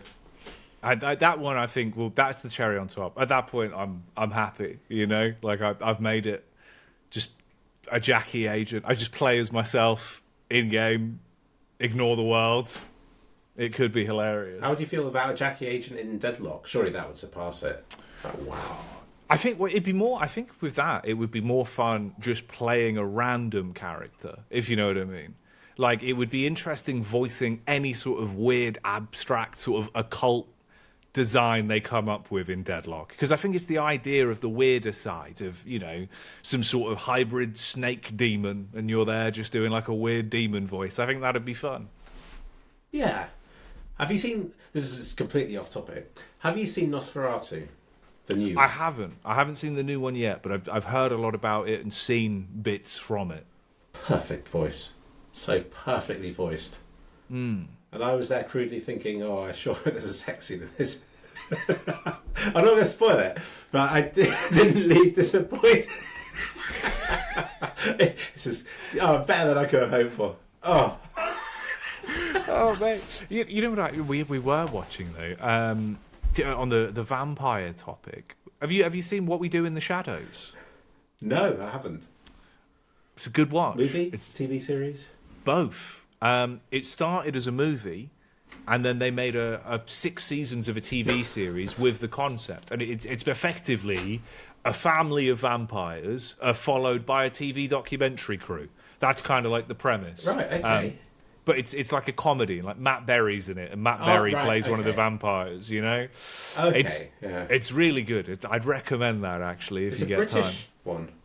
American TV show, but I think it was on FX originally. But it's got a lot of quite funny humour to it. Matt Berry just being Matt Berry, basically. Yeah. Oh, I'll have to check it out. I'll start with the movie because 6 seasons. It's hard to commit, isn't it? Yeah, it's true. Anything. Yeah. No, but exactly. You can try and persuade someone. It's like, no, it's good that it's got 6 seasons because they're all good. Well, so you don't have to watch all 6. You can start with the first one. And we started watching it, and then basically by the end of season 1, we're like, oh, we've just got to keep going. Yeah. And then before you knew, it was over and it had finished. And you're like, oh, it's over now. Yeah. But we did it back to front because we watched all the seasons, then watched the movie. But they're not actually connected. Obviously, it's just when they were released. How do you recommend watching it? I probably start with the movie to get the flavour of it. It's the differences you've got. Basically, the movie is like Australian vampires, and the TV series is American vampires. So it's sort of different styles. Matt Berry's American? No, he's English, but in American in and the one show, English. Yeah. I think basically the premise is he went to America. He fled England at some point after becoming a vampire. So I was just trying to run this voice through my head, and I'm like, was he American without me realising? Have I become too Americanised? Yeah, it's just classic Matt Berry. Yeah. I always just think of Garth Marenghi's Dark Place. It's just him, right? But so many people do not know about Dark Place, and it's such an incredible bit of cinema. There's nothing else like it. That is peak television for me. One of the first things I ever pirated. It was at a LAN party with CSS. Oh yeah. Yeah, so that's the era. Dude, I always just think of just the voice of him, and he's just like, "My name is Garth Marenghi." Visionary. Yeah. It's the bit Dreamweaver. It's where the Matt Berry is that the handsome one, isn't it? He's like, God, He's I wish I was he's more like attractive like Douglas. It's written by Garth Marenghi. The handsome doctor. It's when he's like just had to behead his mate because he's been possessed by a demon, and Matt Berry just goes, "Yeah, and he's like, I'm gonna have to put you out of your misery, and his head goes bouncing around, and then Matt Berry comes over and he just goes, "You two were buddies, weren't you?" He's the guy who's like, all right, guys, stop it here now. Looking at the camera occasionally. Richard Iowadi. He's great at that. Incredible. Well, they're all great, aren't they? It's so good. Again, that's another one where obviously it's like it's such a kind of funny premise because it's a TV show, but also has like the bits where it's him being like, this was only aired in Lithuania in the late 70s. These are the bits of the show we were able to salvage. Such a shame we had to censor the sex scene. It was a beautiful scene. Oh, God. It was sinister. Dark Place is so I was good. young enough to be quite influenced by that, where I was like, cool, this is... it was that and Peep Show. I felt very, very grown up watching Peep Show. Well, now I watch it, I'm like, God, they're younger than me. In the first seasons. I'm not always Peep Show, again, is another one where it's like, I have rewatched Peep Show too many times to count, and every time I rewatch it, I think I find something else that I've either missed or that I love about the show, and it's just impossible for me to watch it back without, I don't know, just coming away like happy in most of the episodes. Some of them are actually quite sad looking back on it now. Really sad. And the big thing that I find interesting in Peep Show is, who's the worst? Is it Mark or Jeremy? Because Mark has good intentions and it always ends up bad. While Jeremy is just a horrible person, but no harm really comes from his decisions. No, Jeremy sort of floats through life whilst affecting other people negatively, whereas Mark seems to somehow cause chaos through like weird things, means, Yeah. So who's the worst? I maybe Super Hands. It's fantastic. Do you know that the weirdest scene with that I always remember as well is it will never leave my brain of like what was going on in Super Hands' flat. What was happening that night? This is darkness, Jez. I've seen the heart of evil. I did look this up online where people were speculating about it. It's like, no, don't speculate. It's best just not to know. Yeah. I mean, it's... No offence, but the crack-addled maniac can't handle it. Well, that's what I think they said about it once, where they were basically just like, we left it open-ended so you could just, whatever you think the worst, deplorable thing you could think of is what's happening, basically. Yeah. And yet his girlfriend seems unfazed by the whole thing.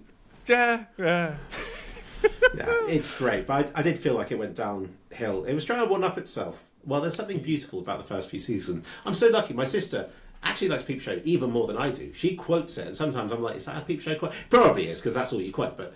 Yeah. I will admit, there's been so many... Like, thankfully, the lucky element of obviously being a commentator as well is you kind of have freedom to just work a whole load of weird references in, and people will either notice or it will just go over their head. There's been so many times where, like, I've just... we're doing, like, RMR qualification games, and it's like... Have a Peep Show quote. Have a Garth Marenghi quote. Just throw those in. These. Oh, dude. For me, it's Arrested Development. They fit so well. That's something I watch on repeat. And I notice I'm beginning to quote, of all the people, Tobias in my videos. I've got Anus Tart in my next upcoming video. I'm like, oh, am I becoming too much like Tobias? He's the guy who just everything he says just makes him sound really gay. Okay. There's I'm trying to remember his name. Colin Robinson is basically, he is an energy vampire. Everyone else is a vampire, but Colin Robinson... Oh, we're back to the vampire thing now. This is the vampire show. Right, okay. Not Arrested Development. No, yeah, that not Peep Show. Side character from one of the side plots. Okay, yeah. okay. He basically is one of the vampires that lives with a family of vampires. But he's an energy vampire. So rather than obviously like, draining blood or anything like that, he just bores people. And will just take, his energy. How does he do it? Just frustrate them or bore him. Yeah, he really will. Like, he'll just quote things and then explain the quote, he'll like tell you where it came from and the movie, and then just keep going and keep going, and just drain people's energy through boredom. So most of them suck blood and he just sucks. Yeah, yeah.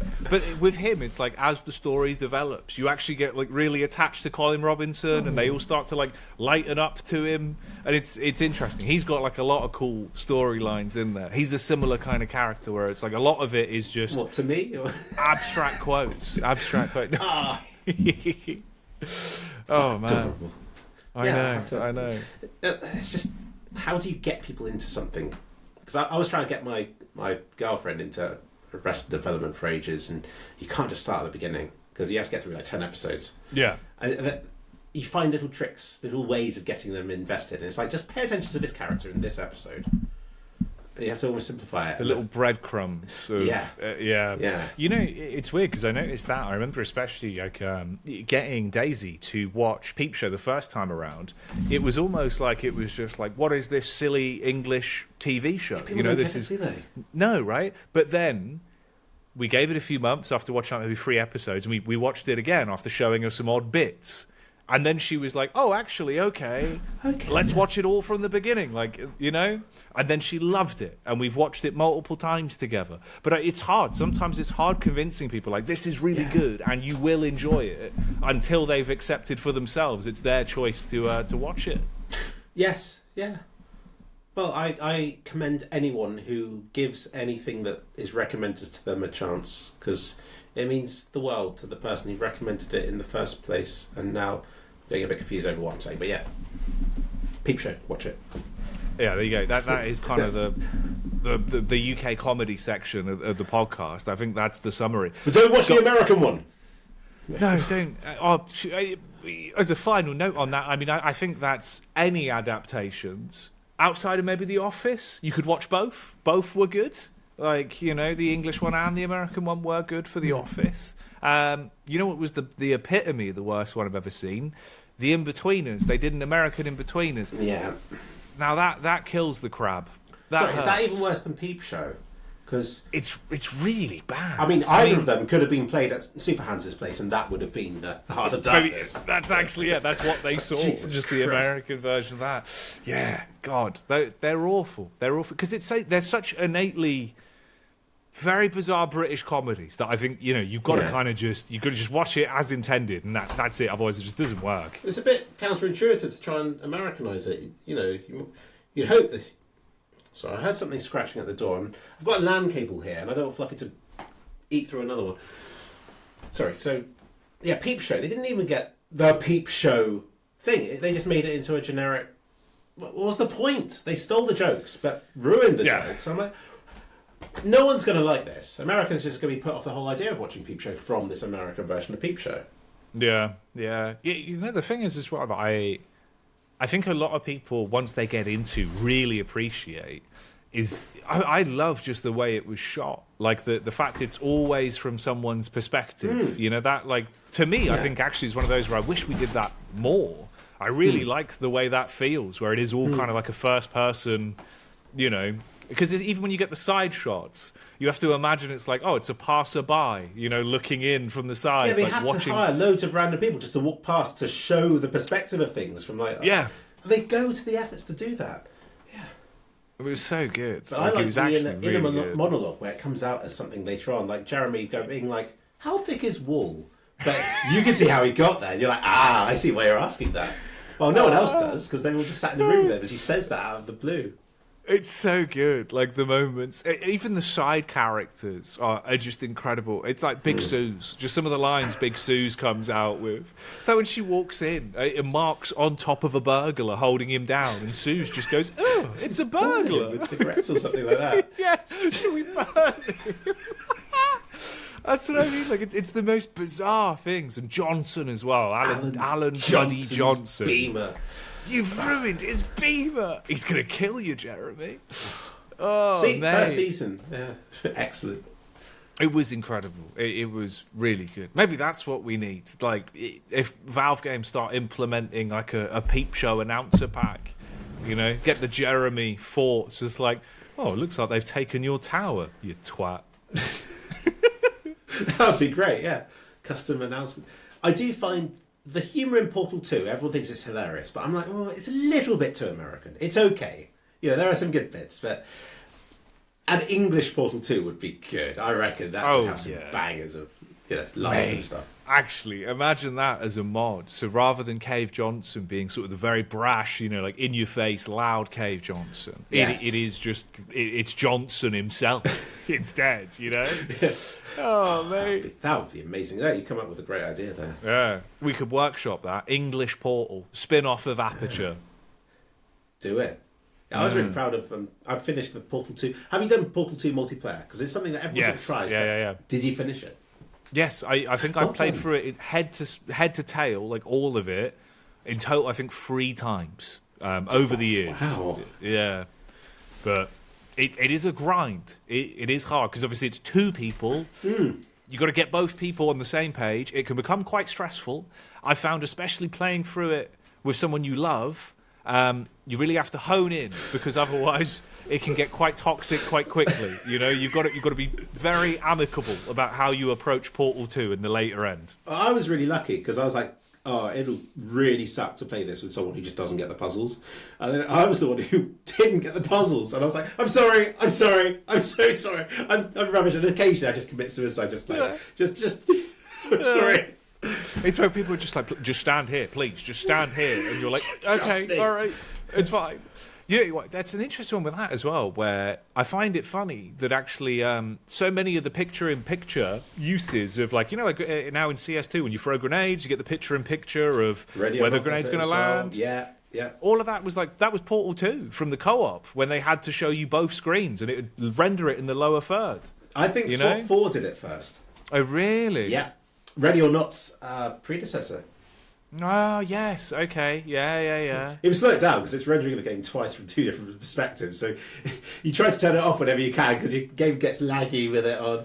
So, yeah. But that was a crazy cool one. I like that. It's similar in Deadlock. You have it built in where, like, I think it's the F keys, like 1 through 6 on the F keys. It will just open your teammates kind of where they are on their lane, so you can see if where's my teammate at, and it pops up. I don't know if they've removed that, but that was in the game for a while. I thought that was quite neat. That is cool. Yeah, I wonder how they get around the. Sorry, I'm just thinking about slowdown now. So yeah, it wasn't even SWAT 4. Yeah, okay. Did SWAT 3 have it? Maybe it was The Sims. Didn't The Sims have little things where it would just pop up with something somewhere? Or Roller Coaster Tycoon, maybe. Roller Coaster Tycoon did have picture-in-picture for like some things. I think it was in a window, basically like a zoom in on. It was theme park goers that were up to stuff. If it was a person of interest, it'd render it separately. So we need to do this because I know that if anyone is still watching this, which obviously everyone is, because they're loving it. This is they've survived the Garth Marenghi talk. They're invested. The peep show stuff as well. But they'll be there like, well, SWAT 4 wasn't the first. You corrected Jacky, but you're wrong as well. They're all getting ready. But I think Roller Coaster Tycoon is probably the first, right? Yeah, I would assume so. Let us know. If you know and we're wrong, let us know. You, the viewer at home, or if you're listening on audio, the listener at home, I suppose. Yeah.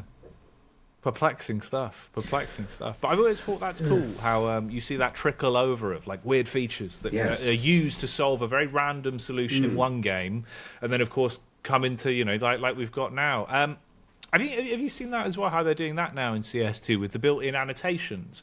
That's another one of those interesting Valve solving an issue that isn't really a problem, but trying to make it more accessible. Like smoke lineups and everything now being built into the game. You could technically.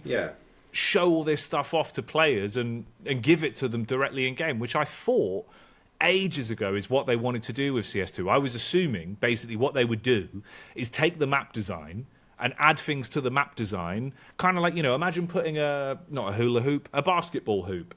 And if your crosshair is on the basketball hoop, that smoke's always going to land in CT. Like visual cues for grenades. That's exactly hard built into the map design. And that's kind of like where it's going. But now you've even got the annotations where you can make them yourself as well.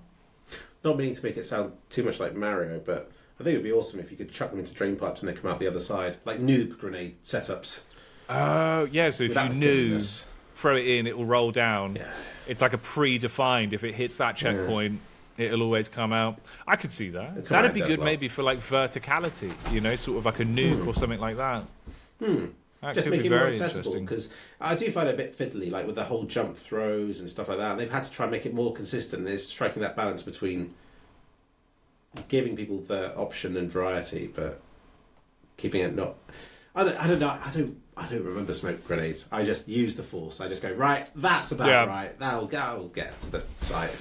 It's a weird one because some people know this about me, but not everyone knows. It's something I've spoken about before. But basically, I have aphantasia, where it's like I have no visual memory. So if I close my eyes, it's just pitch black, right? So there's nothing there. So some people obviously are incredibly good at remembering nade lineups off the top of their head, 24/7, every day of the week. They could have hundreds of grenade lineups.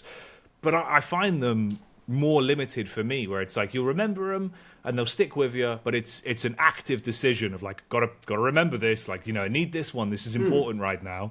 Whereas for other people, they visualize it and they'll see it, and it's a huge part of like how people, you know, play professional level Counter-Strike and other video games as well with visualizing. But that's just not a thing for me. Where you know, obviously I can see this, but it's just because it's in front of me. If it's not here, I have none of that visualization. It doesn't exist. I have questions about this now. I don't know how many times it's been brought up on this before. I think this is the first time I've discussed it on the podcast. So this is all, we're in open territory. We've nailed it, actually.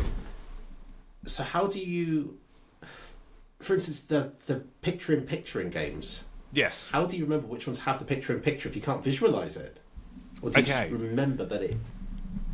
So that's the weird thing, is I just know that it did. I just like, basically, when I think of, you know, conversations or things that I've done or video games and stuff like that, it's more of a feeling that I would describe as kind of like, you know, this is like this and this is like this. Almost like I know the details and it's just hard. It's a fact, and that fact is a thing, but there's no visual element. So it's not like I would see Dust 2 Doors and know that's how it looked. I just know how Dust 2 Doors looks from seeing it so many times, if you know what I mean. And in some instances, this is really good because it means like if I remember a conversation years down the line, I'm like, no, this is what was said, because I'm not sort of looking back on it. Because I'm doing the opposite, and I'm adding like view in view to games that maybe didn't have it. Like, did Renegade Tycoon have it? It did, because I remember the explosions of the... Yeah, it would pop up. Yeah. They had to show it because otherwise you'd have missed it. So yeah, they showed that on screen. But with that, it's just I don't know. It's like I just sort of know, and I've realised a lot of my memory is triggered kind of like around what you're up to. So say if I'm on a plane, I might remember a whole load of plane-based anecdotes of things that have happened whilst I'm on a plane before, or like if we're hanging out in real life, I might have a flood of memories of things me and you have done together when hanging out in real life before. You know, it's weirdly kind of triggered with certain things. I think I might have asked you questions about this before, but I seem to suffer a bit of aphantasia because it tends to be at an after party after quite a few drinks. What about dreams? Do you have dreams? Okay, so here's the weird one. Very, very rarely. Usually, not at all, ever. I just sleep and then I wake up and that's it. And I, like, you know, as far as I'm concerned, it's been like milliseconds. And I'm like, oh, okay, it's the next day now. But if I'm ill or on rare occasions, I have dreams. And that is particularly bizarre because it's such a 0 to 100 where it feels real and kind of odd and you don't really remember it, right? So much so that I had one recently. Obviously, we were saying both of us kind of got ill when we were away at HLTV, right? Oh, so you got fever dreams because they're intense. Yes, dude. I mean, it was a weird one where I remember me, you and Daisy are walking down the road in Serbia and it is snowing and we're at the HLTV Awards and we're having a great time, we're chatting, everything's cool, everything's fun. And then we all spoke about the fact we went, oh, I really don't want to go home because it's going to be such a pain in the arse going to the airport. It triggered actual memories. Right? And I knew we had already got home though because I was like, hey, well, that's weird because I'm home. I'm definitely home because I remember doing stuff today. And in the dream, I went, well, no, it's fine because we've already flown home, guys. What are you on about? And then you guys went, oh, you know. And I was like, yeah. And we went on with the dream with me being aware that it was a dream and you didn't have to pretend anymore. And I was like, what the fuck is this? I woke up and then went, oh, that was a dream. Okay, that's cool. What a dream's like. Wow. So yeah, I had like weird self-autonomy over the dream just by realising, well, this is so rare that this isn't normal, and I know this is a memory. Yeah. And it was the one time, obviously, like I visually kind of thought of a memory because it just sort of was triggered based on us being there. But yeah, bizarre. Temporarily Absolutely cured your bizarre. aphantasia. Are you sure that's what happened then, or is it like a memory or a fever dream where it's not quite the same? Fever dreams tend to be really frustrating for me. Like almost the same thought over and over again. It's kind of like the Tetris effect. Okay. I'm stuck with a thought that I can't get out of, and I wake up and go to the toilet, go to bed, straight into that same thought again, repeating and looping. Very infuriating, and it takes hours. And I'm like, did I get any sleep, or was it all just that frustrating thought? Because I wonder if people have gone down with the same thing now from Serbia, because I had a few days like that afterwards, so I was like... I think so. I think there was definitely, like, we all caught something that was going on. Because I spoke to a few people, and they've all kind of said, like, yeah, I felt real weird after the event. Like, I was ill, but not really. And I think it's resonated in different ways for different people. But bizarre dreams, everyone I've spoken to has had after that event. Like, everyone kind of had really weird sleep.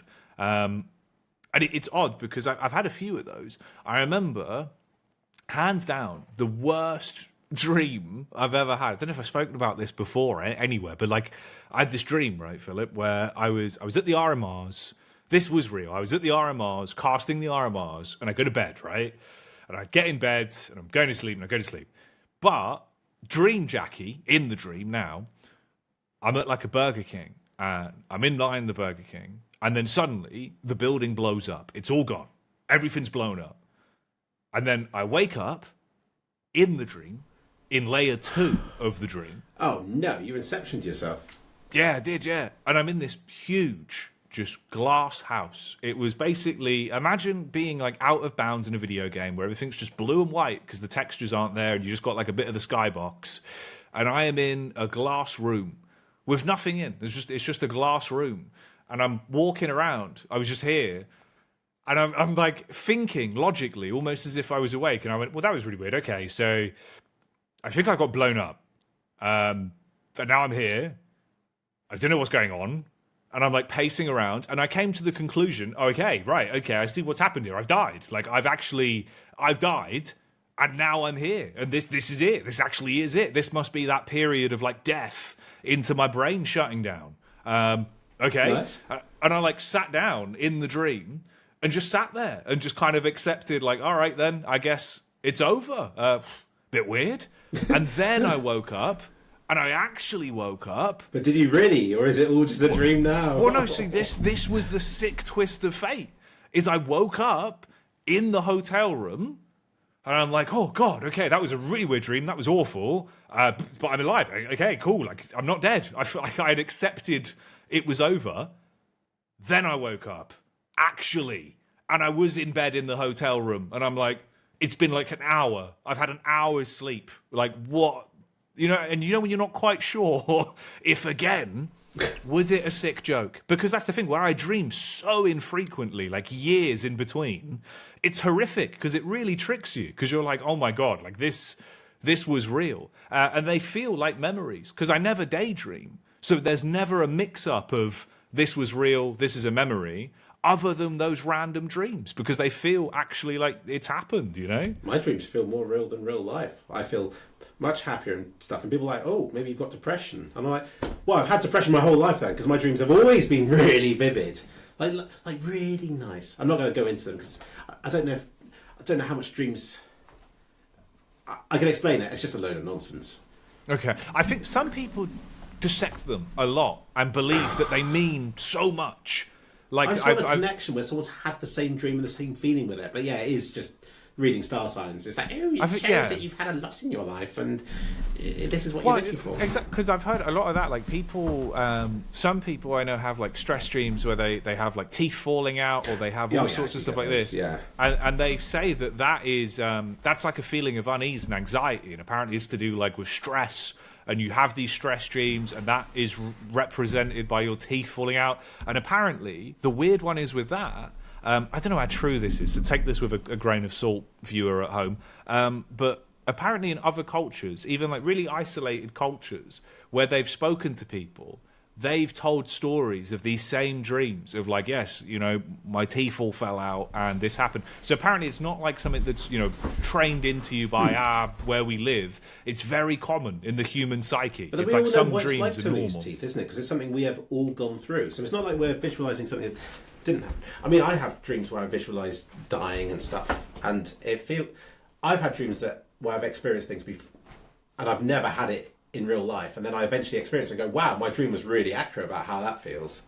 But then I have dreams sometimes where I realise I'm in a dream, but I kind of forget again. It's like I've got an IQ of like 40, and I'm like, oh, I'm in a dream. Oh, look, a lollipop, and then suddenly I'm back into dream state again.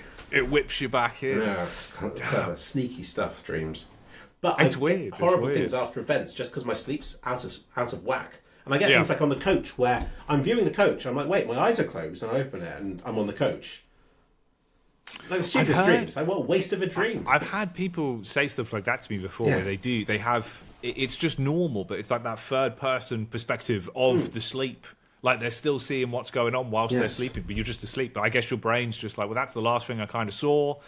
Going to make this into to something, but a bit creepy for no reason. I'm not even sure if it is showing me the coach or if it's just saying to me, yeah, you're viewing the coach. And I see. Okay. like AI, when you look at AI generated videos and stuff, they don't really make sense, and that's kind of what dreams are like. So, I think that is the way to put it. Yeah, that is the way to put it. Sorry, this is a really exciting, really fascinating topic. This is good. Again, with this one, if you've had any theories on dreams, let us know. I'm actually quite curious because I do wonder. I've always had this theory, Philip, where I wanted to know how much of a correlation there is between professional video game players or highly competitive video game players and people that have aphantasia that don't even know about it. Because basically, I think it was like in the 90s, right? They were doing all these studies and they realized, oh, some people don't visualize. And they were saying, if you have no visual memory, you would make a great accountant or a great, whatever. Basically saying, like, non-creative jobs. You wouldn't be good at art. You wouldn't be good at acting or anything like that because they're saying you don't have the capacity for it. You need to do something critical and tangible.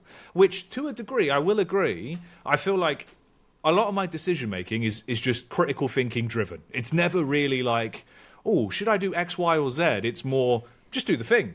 I'm just going to do that, and it works that way. So I kind of get what they're saying. Yeah. But again, it's also it's bollocks. Like that's just not true because obviously my whole career is interpret what I'm seeing in a video game and make it sound interesting or show off a video game in camera shots. I'm going to blow your mind here. Okay, because go on. I know someone with aphantasia. Although I don't know if it's aphantasia or just he never had a dream. I mean, literally never. Okay. He's one of the top Call of Duty 2 players, and he was in my accounting class at university. Maybe there actually is some kind of connection. Maybe. But I legit think, A, being able to visualize is a huge skill for some professional players. Because imagine someone like Simple going into B site on Mirage, right? His crosshair placement would most likely always be in the right location because he's visualizing the way he's entering the bomb site before he goes there. That's the opposite of aphantasia, isn't it? Yes, it is. But with that comes the added pressure of what if there's a player here, here, or here, and also the extra thought process of maybe how to approach the situation. I've noticed in games like Call of Duty, games like Quake, stuff that isn't like CS where it's very thought-driven, it's very, pre-planned and meditated of how you play Counter-Strike. Fast-paced arena FPS style games, people that just go in and can just base on reactions. I've noticed the correlation of people that actually go, oh yeah, I can't do that either. I don't have any visual memory. And I think because you're not limited by the idea of this could be an outcome or this could be an outcome, you're just reacting based on the visual stimuli instantly. I think there is a weird correlation of some video games, it actually is beneficial. In others, obviously, it's a negative because you need more of that pre-understanding of if X happens, I do Y. I figure that getting good at a game is kind of storing it all in your subconscious. So you don't have to make those thoughts yourself. It's like driving, once you get to a certain level of driving, you don't have to think about the driving. You can think about you just do the thing. level, or just what you're going to eat later in the day. Just let your brain do it all on autopilot. I'm not at that stage with Counter-Strike anymore. When I play, I'm definitely overthinking, and I'm much worse for it. And people are like, oh my god, why are you doing that? Oh, bane of my life. Oh, you're not 3kliksphilip, he'd be better than you. I'm like, oh, that's so hurtful. Yeah. Oh, dude, it's so true. Right. God, that'd feel like a dagger, actually. Like, oh, I'm sorry. Oh, I apologise to myself. No, what was it? I played the other night, and my voice, for some reason, it was in like half speed. Every time I was pressing the talk button, it's like, hello. And they're like, fuck off, Purple. And I was just being really nice. It's like, nice one. And they're like, fuck off. Oh, I'm trying to be nice, but this game's screwing me. You're just flaming them. Why are you doing a terrible impression? And you're there like, no, I'm not, I promise. Please love me. Oh, mate. That's so good. Yes, who hates me. That's incredible. That buckles me so much. You know, it's weird though, because I do think about it like that. Like, there's so many video games that I think it just kind of burns in terms of feeling. And then that's it. It stays with me. And it's like, like Left 4 Dead. You go back and play Left 4 Dead years later. For the most part, I kind of know what I'm doing in most of the campaigns. You know what I mean? Like, I know that we got to get to that little truck on dead air and move him into the fence. Yes. And then we can get up the escalators. And then we're going to die because that corridor's bullshit. Like, Yes. There's always someone who goes that. down straight away. It's like, help me, guys. It's just over. It's like, Yeah. I'm sorry. It's like, just got to, like, it's either I make it, maybe I can get you at those toilets that are coming up, or this is it. Like, it's GG, bud. Yeah. Just literally throw a Molotov at their body. It's like, you can save the rest of us. Oh, mate. We need to play Left 4 Dead. This is what I'm taking away from this. We should. We 100% And obviously, Deadlock, Dead Air. So many deads. I know. Oh. Dead Air, Deadlock, Dead Air in Left 4 Dead. Dead Man. Air here as well. Yeah. Right? Yeah. Did you mention that one? No, the weird thing is I didn't even put two, like, obviously, Dead Air the campaign, I've always known is Dead Air the campaign. Yeah. And then when I was like, Deadlock, we should do a podcast for it called Dead Air. That sounds funny. But my brain didn't even connect. Like, yeah, you've just, you've pulled that from Dead Air, which obviously is a Valve reference in itself, which is kind of funny. I think you were the person that pointed it out to me when I was like, oh yeah, actually, you are right. That is a callback to Dead Air the campaign. So is this the first time you've ever talked about Dead Air on Dead Air? I think so. Yeah, I think so. Which is weird when you think about it. The old Dead Air mix-up. Little cushion there. Don't know what that was. Oh, mate. We absolutely should run some Left 4 Dead 2, though. That'd be fun. Yeah, like, stream that. It's a really bad game to... I get very... Not emotional, but very loud when I'm playing games. And in Counter-Strike, I used to be in a shared house, and I was like, I can't swear anymore. So I started making up words. And now it's like I just have a different language for Counter-Strike, where I just speak absolute nonsense. But it's better than just swearing constantly at everyone. So it doesn't sound that insulting. But in Left 4 Dead, I think my mum used to mock me for this. It's like, oh, he's sucking me off. I'm being sucked off. Help me. Help me. Oh, he's pounding me hard. He's pounding me. Someone help me. But that is, like...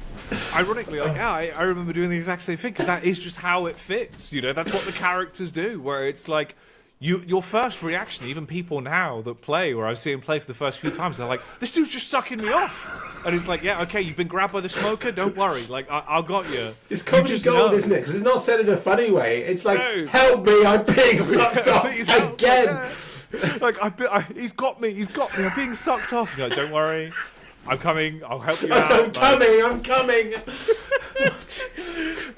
Dude, there's so many of those as well, where I find it hilarious, like the unintentional innuendo that leaps over from different Valve games. Because the same with Deadlock, where there is so many of those moments that the characters just weirdly do stuff. Where there's basically there's Dynamo, who's the guy who runs in, big robot professor, opens up like a black hole from his belly and sucks everyone in. And I remember the first time I played the game, it was limited only to American servers. There wasn't any other servers. It was like a really small test. And I've got in, it's my first game, and this American guy is just going crazy, just going, the robot's sucking me off! He's sucking me off! And I'm just like, what am I playing? Like, what is this game? You just have no context. They just heard this American guy just going nuts that he was being sucked off by a robot. Oh, those are the highlights of gaming, aren't they? So good. It's like getting really excited about tester coils in Command & Conquer. My parents had a field day every time. I was like, "Oh, tester coils are the best. Oh, I love them. Put them everywhere." To be fair, like Red Alert 3 for me was peak. That was a good time. I remember always getting friends on to just play games of Red Alert 3 for like a 4-week period of my life. For some reason, that was it. Just 1v1s, Red Alert 3. I'm sending in bears. I'm sending in Tesla bears. Like, deal with that. The game was aware of how stupid it was at that point, wasn't it? Yeah, it went all in. Do you remember like the what was it, like the FMV full motion videos that were all just real life that would play as cutscenes? Oh yeah, I was obsessed with them in the original. Yeah. Yeah. Oh, I thought they were amazing. Looking back, they're so cheesy and no rest. They're awful. They're awful. Oh, they were the future. The fact that you had a CD and all this endless storage for videos.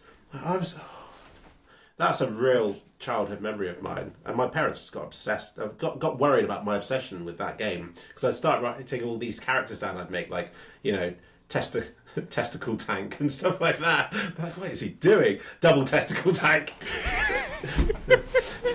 Oh, man. It's so funny to think back on, like, it's weird how, I don't know, there's an overlap of sort of different genres of gaming, and a lot of that stuff that, you know, we're just, it's not ever going to happen again. Obviously, it is a different era now. And it's kind of hard to put yourself in the shoes where, like, I think about a lot of that stuff, and it's like, man, I can't imagine not having, like, the box and the manual and reading the manual on the way home before you'd get to wait an hour to download the game through a disc, you know, and that was your, like, okay, I've read the blurb, I'm kind of excited now, I'm going to be Dr. Freeman, hell yeah. And then you'd get in, and you're like, whoa, graphics. That era's come and gone, hasn't it? You've lived through it. But you lived through the Deadlock. I've got to be really careful with these names now. It's not Deadlock. The Deadlock era. Deadlock, where, yeah. You know, it was the early days of that, and there might come a time where that doesn't exist anymore. In fact, I did a video recently that no one watched because it had AI in the title, but it was genuinely asking, will AI destroy competitive games? And I do think that it will get there. I just don't see how it can't. Okay, you know what? We can do a quick one on this, because I've had very similar thoughts, but obviously these are thoughts that, as someone that works in the esports industry, as a commentator of professional video games, people do not like you talking about, because it's like you're basically saying, yeah, one day this will actually kind of be maybe not as competitive because there's a lot of things that could ruin it. But I agree. It terrified me the most when I saw, obviously, the idea of AI-driven monitors, where effectively you could have a monitor that has a built-in AI, chipset, and you can train that monitor to detect certain things. Imagine the idea of online Counter-Strike, where it's not that he's downloaded cheats and he's cheating against you. It's that his monitor has just been data set trained on very key smokes. So when that smoke comes in at middle, it's like, hey, this was thrown from outside of long. This is probably an A-take. You know, that kind of extra information that I feel like will become so trivially acceptable. I think AI in that sense is where it's going to really screw things up for gaming. I think it's just going to even lower the skill floor for games, you know? I just don't see it. Like you say, just having a monitor, it's undetectable. Yeah. People keep thinking, oh, they'll come up with a counter, but I don't see how there is a counter to this. Eventually, it's just the AI characters that are playing are going to get so similar to humans, you know, you're going to end up with all these false positives if you run it based on behaviour. So I don't see how it can exist. And in a way, I'm quite excited because I think it'll go back to co-op games and games where someone can cheat and it's only going to ruin their game. It's not going to ruin another group of people who are playing co-op together and having fun. And so I wonder if, like, competitive games in general is like this quite small thing in history, because what's AI's thing? It's not going to come back. Well, so I mean, you wouldn't be able to police it because you just wouldn't. I think even with that, it'll go back to LANs. It'll go back to LANs again. It'll be like the old days where they only play LANs. Oh, that would be. It might bring back the good days again. These could be the dark eras right now, where it's all just online playing against people who are cheating. And you know, I would love that as well. Where I always expected. I don't know, some kind of huge resurgence of basically you know, you have a timeline now as well. Like with Counter-Strike, with competitive Counter-Strike, it's hard, obviously, with online qualifiers. Like, good luck policing the entire thing. You know what I mean? It's to a degree, you can do your best, and you have like external third-party anti-cheats, but it's still, things can happen. People can have hardware cheats, and obviously with AI, that becomes a lot more prevalent, right? There is that one solution, like you say, which is qualifiers all go back to only being on LAN. Community LAN events where everyone's in one warehouse in Coventry, you know, and we're all just playing again. Like, yeah, I think that actually would be good. Yeah, dude, all the back in the day, the the old university was series. in Coventry, so oh yeah, there was like Insomnia 40 something or other. I remember it was just outside the city. I was like, nah, it's too much hassle to go there, and I didn't go. And I'm like, why didn't I go? It was right next to where I was. I could have probably carried the computer there. Good times, honestly. Oh god, yeah, rub it in. Yeah, yeah, you missed out there. No, you should have come. Should have come. Oh, Yeah. mate, there is a unique sense of a land. You can't really describe it. There's a smell, a taste, an experience. You know, lands are something special in their own way.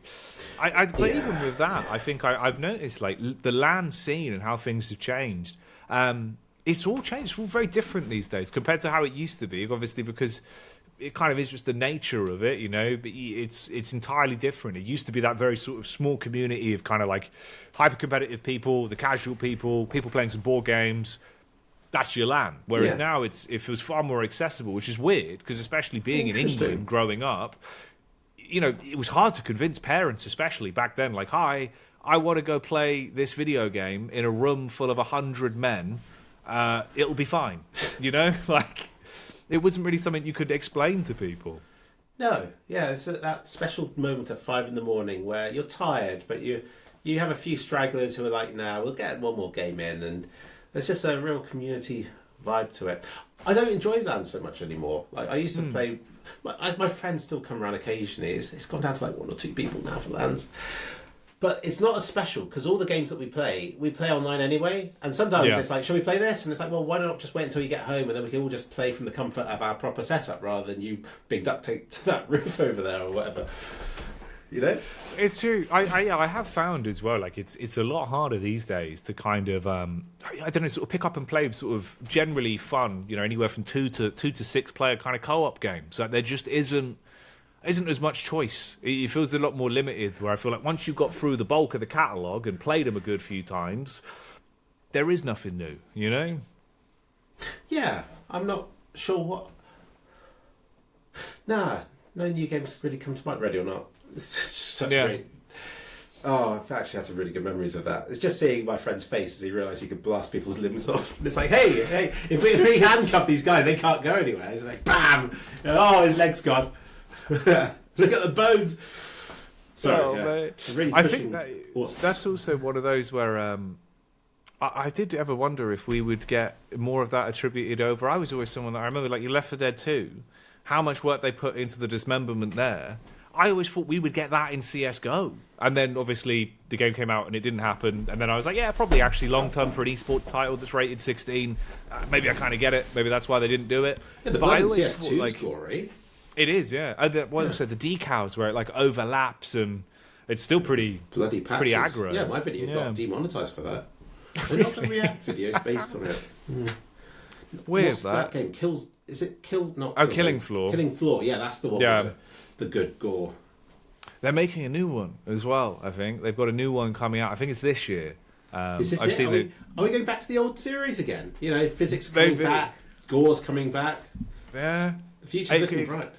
It could be good. It's crazy how that was like the peak as well of like every new game. It was like slightly more physics, slightly more gore. It's like I even remember that weird time capsule.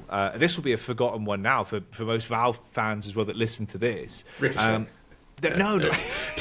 That period where, do you remember between Left 4 Dead 1 and the very quick turnaround of Left 4 Dead 2, where everyone was starting Steam groups saying, boycott Left 4 Dead 2, and don't buy Left 4 Dead 2. The moment it comes out, which is just... Yep. But do you remember that? Like when everyone was livid because they were like, it's only been a year and they're releasing a new game and it's a sequel. Like, that was a really weird time looking back on it. Yeah, they're like, the new characters aren't as good. Well, my sister who started with the second one was like, the people in the first one were boring. So with that interesting perspective of only having played the second one, maybe it was an improvement. I mean, Ellis was awesome, wasn't he? Ellis was good. I think I like Coach a lot as well. I always found Coach quite funny. I also thought the, I don't know, almost the approach to it. I thought the fact that it did take itself slightly less seriously in some ways was also more of a benefit. And then I liked the way, obviously, they tied it all in the end anyway, didn't they? Where they had like the parish and the, what was it, the Passover or the crossover. I do think there was something a little bit, I don't know the specifics, but there was some sort of, I'm sure Left 4 Dead 1 is like a contract where, was it Turtle Entertainment who did it? Turtle Rock. And they probably get a certain percentage or something. And did they get a percentage of Left 4 Dead 2, or is that all Valve? I can't remember if they were involved, because I know, because obviously, what was it? You had Left 4 Dead 1 initially was like, it was Turtle Rock's vision, they made it, and then Valve basically went, yeah, this is good, but this is shit. And they switched it up and redid it towards the tail end, much like they've done with Deadlock again now with Neon Prime. Like, they finish the game and then go, we can make it better, scrap it, rebuild everything. Then that came out and it did really well. But I think you can see the difference as well, because my connection with that was always, remember when Evolve came out?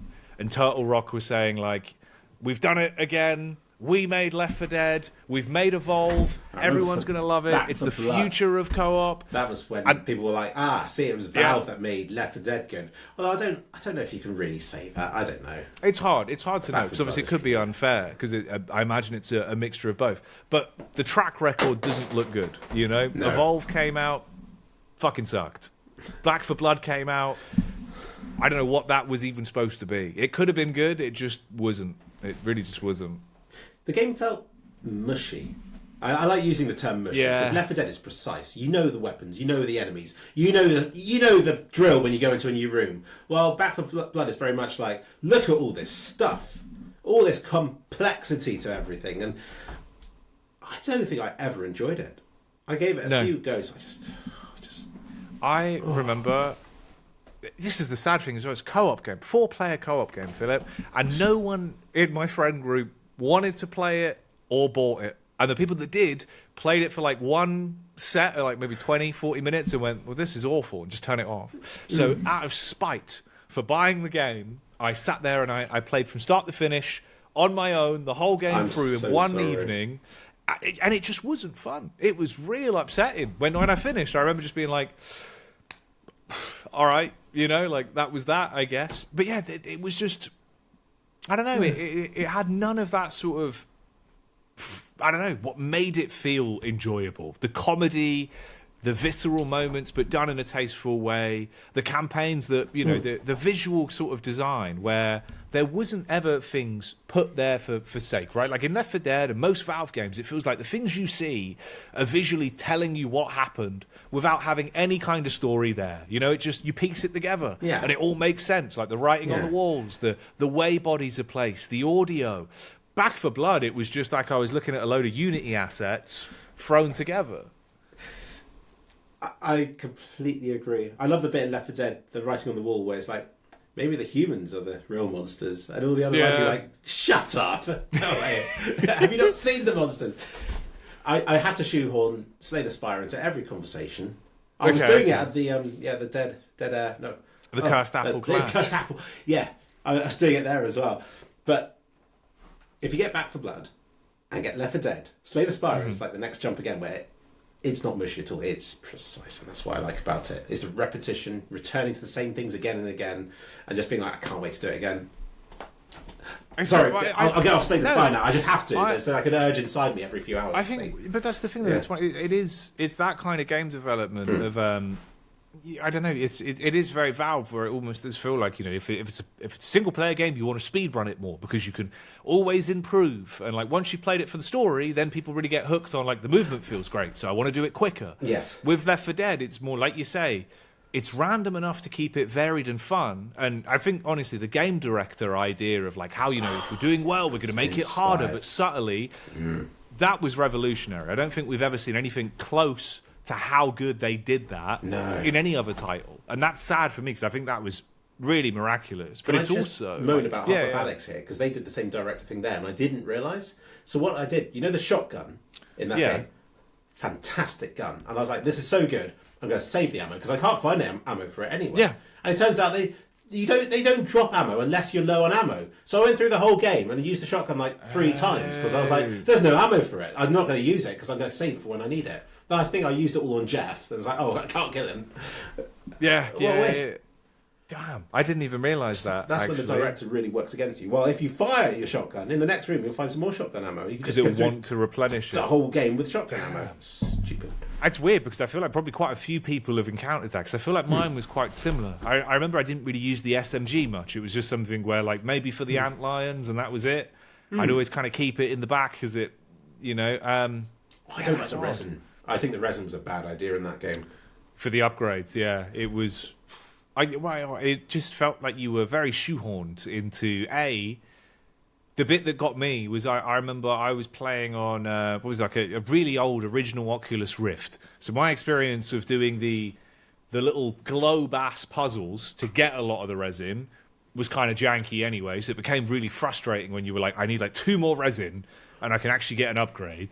But like you say, there felt so few and far between that I almost felt like I only got half of the experience of the guns. That was the bit that I didn't think was really fleshed out too much. No, and I think maybe, it's like how people prefer Pepsi as a taste because it's sweeter, but then they prefer Coke if they're going to have a big glass of it because it's less sweet.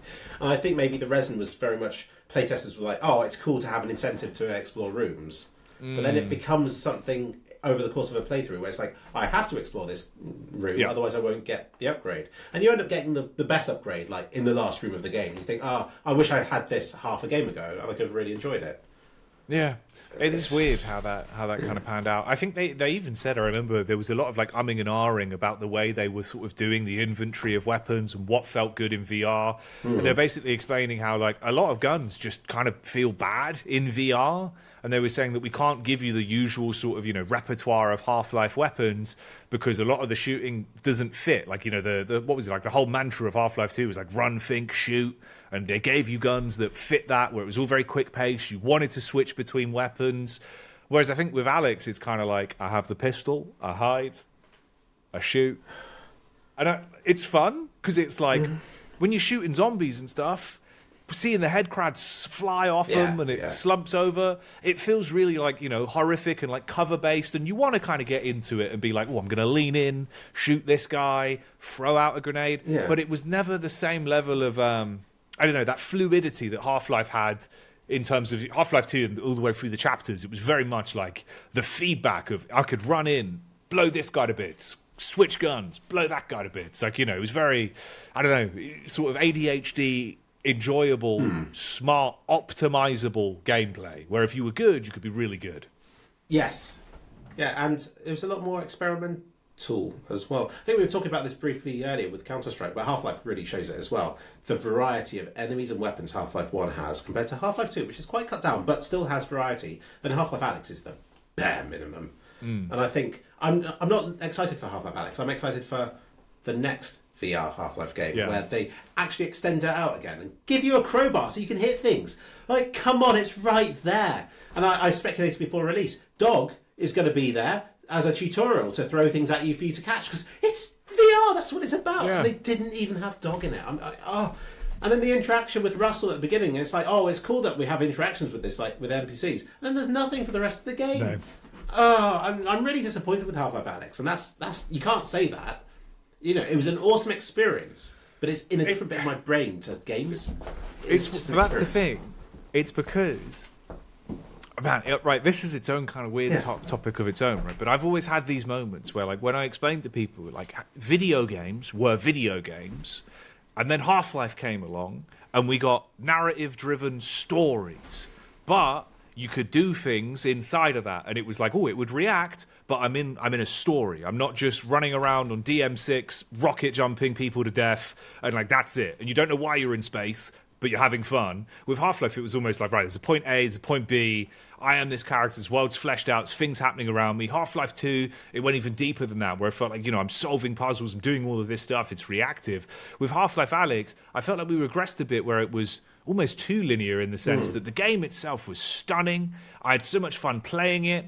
Hands down, still the best VR title I've ever experienced. Definitely. But it is very much more akin to like I'm moving through room to room on rails. It felt like there wasn't as much variance of like I could go round to the right or I could go under or I'm going to blow this bit open. It was a lot more, you know, it was a finely tuned storybook style experience. It felt like it was basically you were experiencing the game in this one perspective and that is it, which I don't think's bad, but it is weird. It's weird to think about because I feel like it, you know, we further diluted the way Valve came up with like the narrative linear driven storyline experience.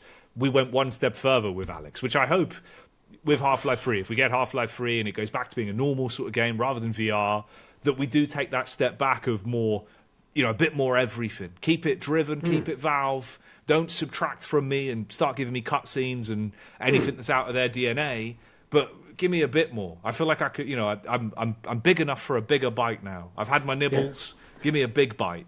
Yeah, Half-Life Alex is the Half-Life of VR games. They do it right and they show how it's done. I'm looking forward to the Half-Life 2 of VR games. Now, Half-Life Alex, like you say, it was very much a linear experience. I was so sad going through it. It was constant claustrophobic spaces. And what I'd have given for like a big open area just to walk across and to be like, oh, look at the lovely view. It's not that. It's just, look at this depressing basement you're going to have to go through.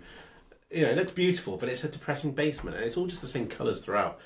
Oh, I feel really negative about it because obviously I really enjoyed Half-Life Alyx. It was an experience, but Boneworks, to me, left more of an impression. The fact that you could pick up a gun and it behaved like a gun rather than your hand with a gun attached to it. Yeah. Oh, yeah. I think you lose that though because that's the thing. Like where it was more set inventory, this is what you have. It didn't feel like the Combine around you and the other characters really had much sort of, you know, leftover impact in the world. They didn't really leave a footprint outside of like maybe I can slap the models around a bit. You know, they didn't drop what they had outside of what you had grenades, health packs maybe. I don't think there was anything else they really ever dropped that you sort of rummage around and look for. It was a video game. Like I know that sounds mental to say, but like Half-Life Alyx was a video game in the Half-Life universe, whereas I felt like it could have been a bit more out there. But then again, you know, how far does it go before it's not really Half-Life at all? It is. They needed to get people into VR. They needed something safe and polished. But for me, VR is very much an adventure, an exploration. Like, wow, how far can this technology go? Well, Half-Life Alyx was like, look at all this cool VR stuff. Let's make it into a video game. Yeah.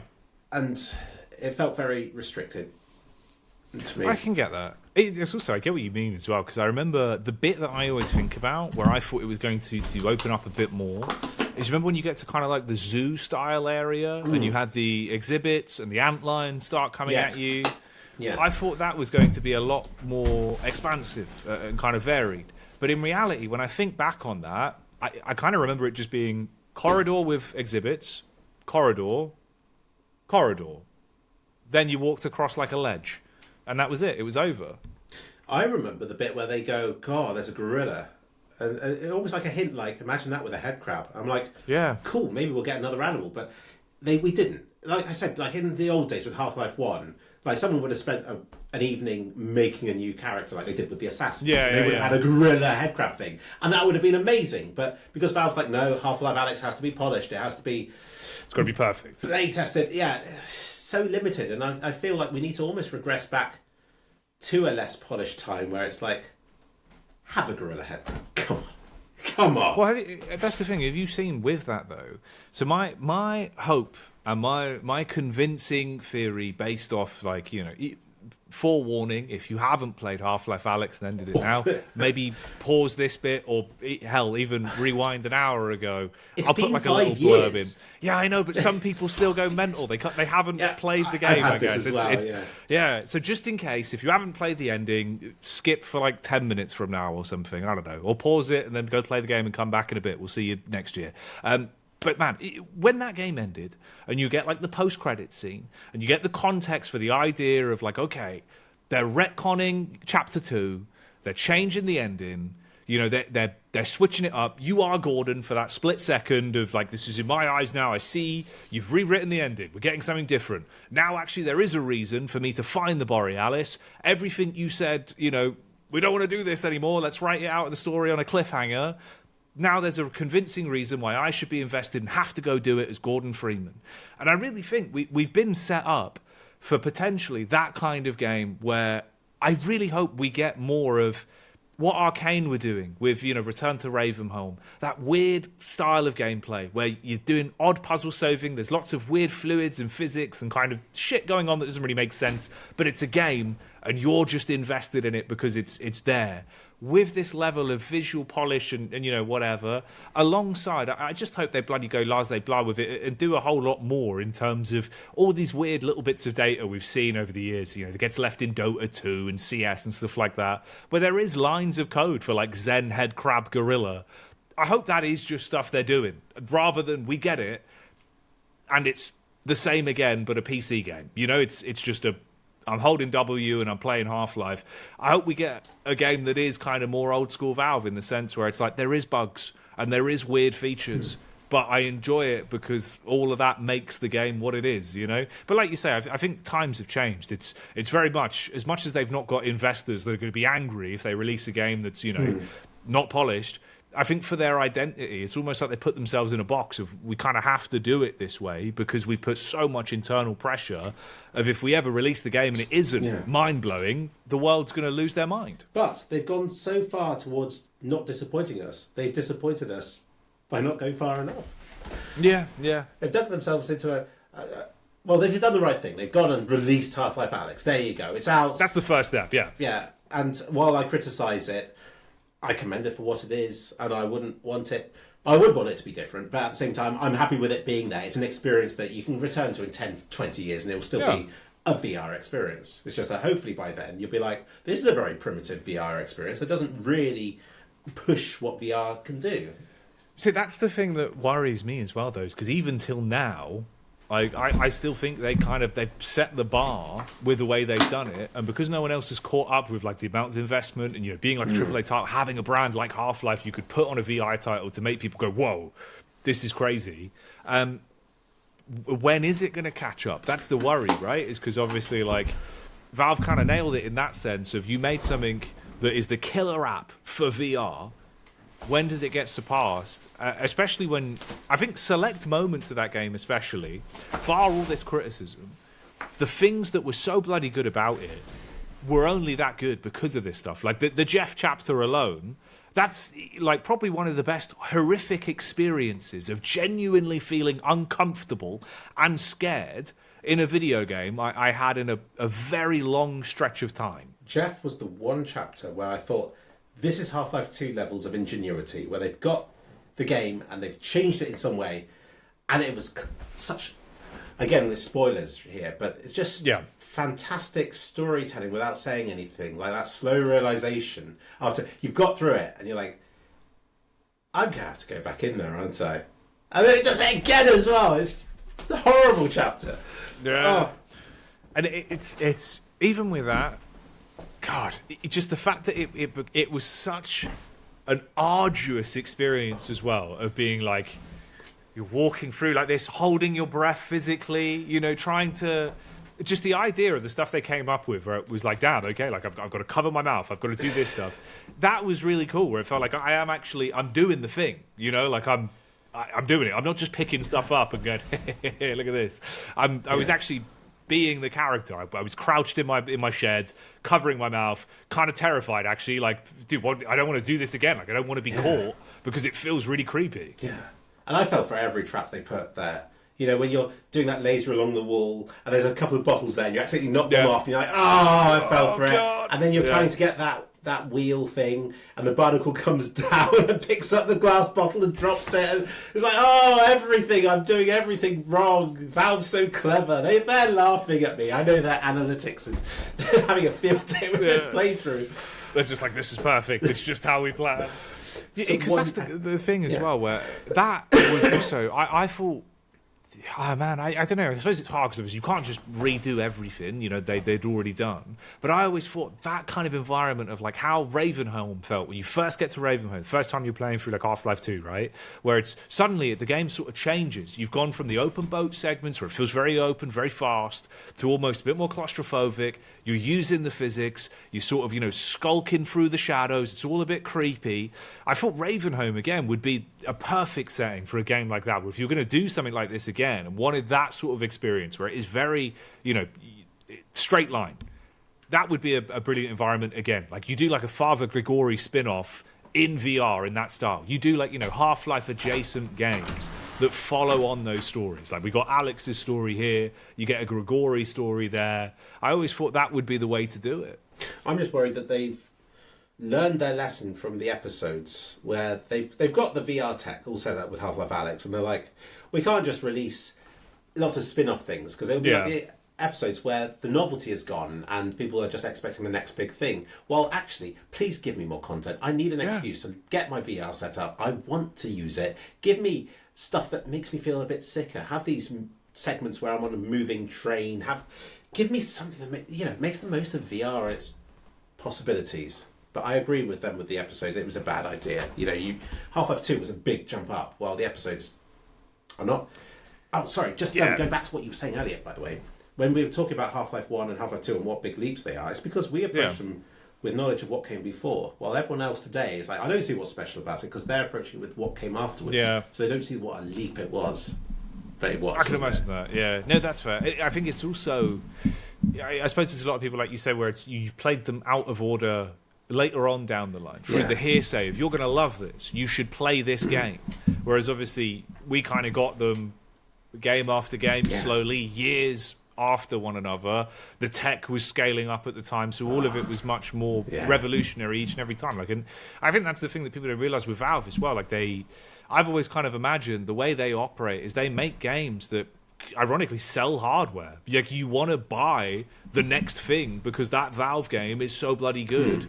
You're only going to experience it right with the latest NVIDIA card. So you spend $200 and buy a monitor that isn't a CRT, and you'll be like, "Damn, dude, this game looks crazy." And then again with Alyx, you had to buy a VR headset because when else were you? If you weren't going to buy it for a Half-Life game, when would you? You know? Yeah, it convinced me to, and I don't regret it. But I do wish there was more reason. But then games have come out since, but like the Medal of Honor, where I was looking forward to it, and then you look at reviews and it goes. There are some primitive things there. Elder Scrolls Skyrim, the number of times they re-released that, and of all the re-releases, I mean, the VR one is the one where you really hope they optimise it in some way for what it is. And it's such a disappointment. I couldn't quite figure out how to interact with Skyrim in VR. But it's a perfect game for it. What an immersive game. Oh, everyone's just missed the point of VR. Apart from Boneworks, which kind of got it. Yeah. But that was also that period of VR titles were coming out, but you were just there in VR, where it was the same. I remember I tried a bit of Fallout 4 in VR, and it isn't a VR game. It is just Fallout 4 running in VR. You know what I mean? Yeah. Like, there's no connection to it. That's why I think Alyx did feel so cool, is because it was actually like, I tangibly have weight. I can touch things. I'm ripping stuff open. I'm pressing buttons, And also, one of the few companies that can make something like that, so I'm so pleased they did. No, exactly. It was a cool timeline. I also really like wearing hats. I found anytime that satisfying feeling of just the flick into picking up a hat and putting it on and being like, oh, I got a hat on now.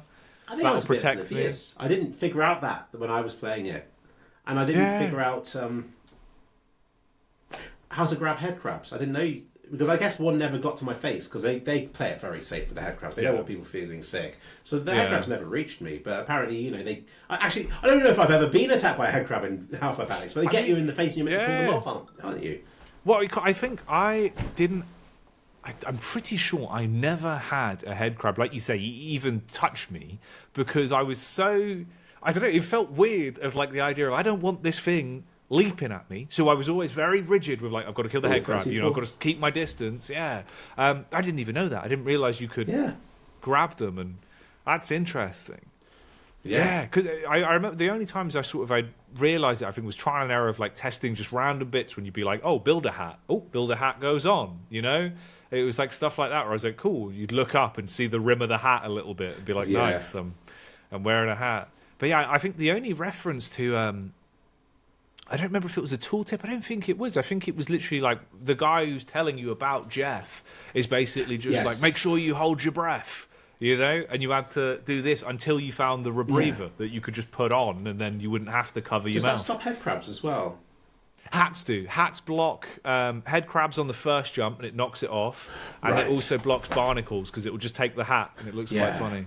Oh, I see. That's a clever thing. It's quite clever how they come up with like an object and think of so many clever ways that it can interact with other elements. I think maybe that was in the making of where they have like a big grid of how everything can interact with everything else.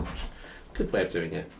Yeah, it is interesting. It's weird because I do feel like, again, like obviously with Valve stuff, I've always kind of been pretty optimistic as, you know, someone that sort of saw the lowest of lows when it felt like they got really burned and they kind of felt like, you know, they had pissed off the community and were terrified of the idea of ever over-promising and never delivering again. So they stopped talking, stopped showing, and kind of just did stuff when it was ready.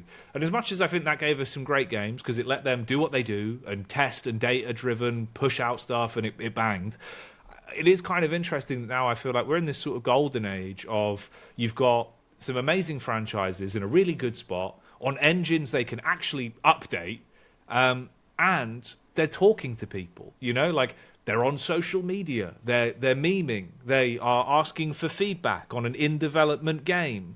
It's like Deadlock as a concept is mind-blowing it even exists. Like Valve go, hey, testers, try our beta game and see what we can do for a year and we'll just do it. I feel like we've not had something similar to that since maybe Dota 2, but that was, you know, even that was late in development really when its beta started. This is basically a game that was nearly scrapped. They've just gone, just play it and we'll help work on it together. You've got Counter-Strike 2, you know, Dota's in a good spot, they're experimenting. Maybe we actually get a new Half-Life game. They're active on the internet, talking to people, showing things off, documentaries. I think this is probably the best time to enjoy Valve generally as a company in a very long time. It feels like there is a lot more for everyone, even if you're not the biggest Counter-Strike fan or the biggest Deadlock fan. You know what I mean? Like there's just Valve media occurring on a daily basis.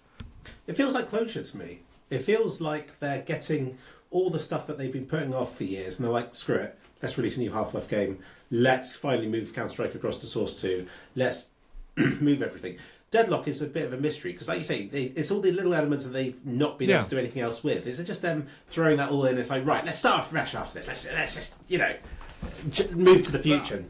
I think it legit is. For me, Deadlock looks like one of those games where I feel like Counter-Strike 2 was a necessity of we must get this in a state where we can keep it going long term. You know, we're coming to the limitations of how much really the source engine there with that branch was kind of getting fucked up. You know what I mean? Like it wasn't in a good way. Updates were becoming incredibly awkward for them to work on.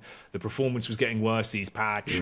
And you saw how big and how much of a lifestyle it is. You know, like people have, you know, set their families up for life as content creators, professional players, just from Counter-Strike existing. Like it's, you know, it's a lifestyle, really, the game. And I think Deadlock was more the idea of the pure passion of a game that they really enjoyed playing, but didn't think was perfect. You've taken that, stripped it right back to the bits that are really good, as they always do, and are now basically just trying to make this as, this is a vision we've got for what should be the next big leap in that genre of games. You know what I mean? Like the kind of evolution of MOBA, make something that not only is it accessible for people that love first-person, third-person shooters, but it's got the depth of a MOBA game that you could play for hundreds of thousands of hours and understand that I can always counter this with this. So I think it's one of those where, again, it's got that Valve sort of story to it, that Valve kind of feel, but the gameplay, if it goes the way it is, I feel like could actually live on for a very long time and be a big reinvention to the wheel. It's another one where I can see, you know, all the other games companies start to copy that formula 4 years from now, where you get the Riot version, etc. Like they haven't done in VR. Exactly, yeah. Like no one tried to with Alex. Well, I feel like we've gone full circle and we're back around, yeah. There you go. Is that a good time to end it? I think we could go on show- all night otherwise. We probably would be for another 3 hours. I think I said to you, I was like, yeah, they're normally like an hour and a half, but we've done a double episode. I think we've done well. What's the longest you've ever done? I think this potentially could be the longest one. This is like a special. Maybe we should keep talking then, just to make sure, because I'd hate to be, a few seconds short of being the longest. Just slightly off. All right, should we end it at 2 hours 40 on the dot then? We've got 3 minutes, Philip. 3 minutes. What can we fit in 3 minutes? What's your final recap? Last 3 minutes here, so hammer it in. What have we got for me? Anything you need to get out? Mine's gone blank. It's panicked now, have you?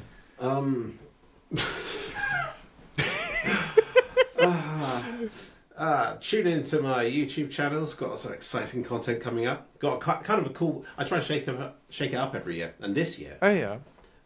because at the end of the year is the most profitable for me. Okay.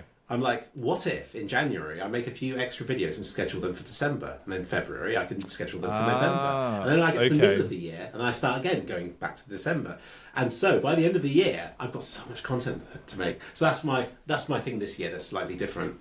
Okay, I see. The workflow's changed. That's fair enough. I've been on a bit of a kick. I think people have probably noticed, have been watching the channel. I've been trying to get the consistency back. So it's been a lot more like the daily shorts.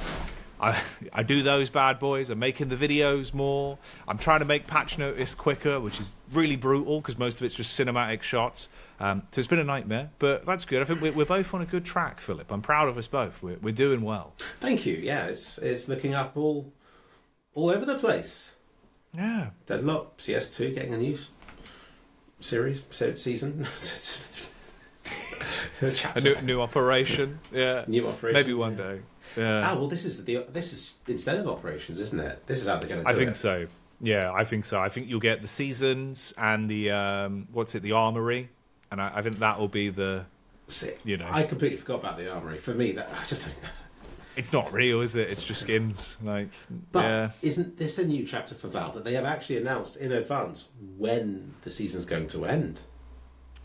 See, I was saying this. I did a tweet about it where I was basically saying it sets a really good potential precedent that there's no more private DPR branch updates that people can sit there and speculate over. You've removed the ability for everyone to just sit there scalping on SteamDB. If you tell people up front, we're doing this in a week's time, we could start getting actual communication and little announcements, which would be ridiculous. It goes back to what you were saying, like them communicating just one-to-one, which we never had for years. But doesn't that really take the magic interesting. away? Think of all the speculation that's arisen. I mean, could Source 2 ever live up to all that Source 2 hype? I think maybe that's why they want to get away from it, though, because I think, it got out of hand, didn't it? Even they kind of went, have the game, because it was just every day, the where is it, I just realised we don't need Left 4 Dead in Source 2. We can just remix it. Someone remix it, please. This is what I've been waiting for. We don't even need... Yeah, there you go. God. Right, well, get on that. That's your challenge. That's your challenge. And this has been the Dead Air Podcast. Most likely the longest episode we've ever done. This was very fun, Philip. This was nice. Obviously, we kind of generally just do have these chats, but this time people get to enjoy them. So thank you so much for coming on. Well, thanks, Jacky. It's been great. Yeah. We haven't had much cat, have we?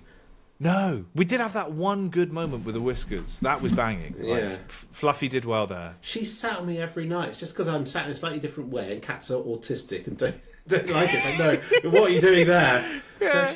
You've thrown me off, just terrified her.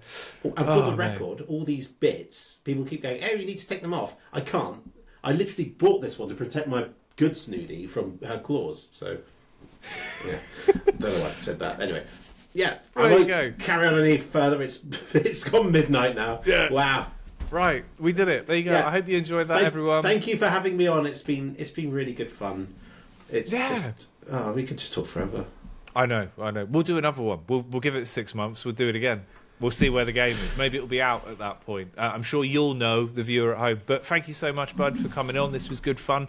Like Philip said earlier, by the way, if you haven't seen it, go watch the video that he did when he came down to the Cursed Apple Clash. You'll get a bit more context for some of the stuff we did talk about. Other than that, thanks so much for watching, and we'll see you another time.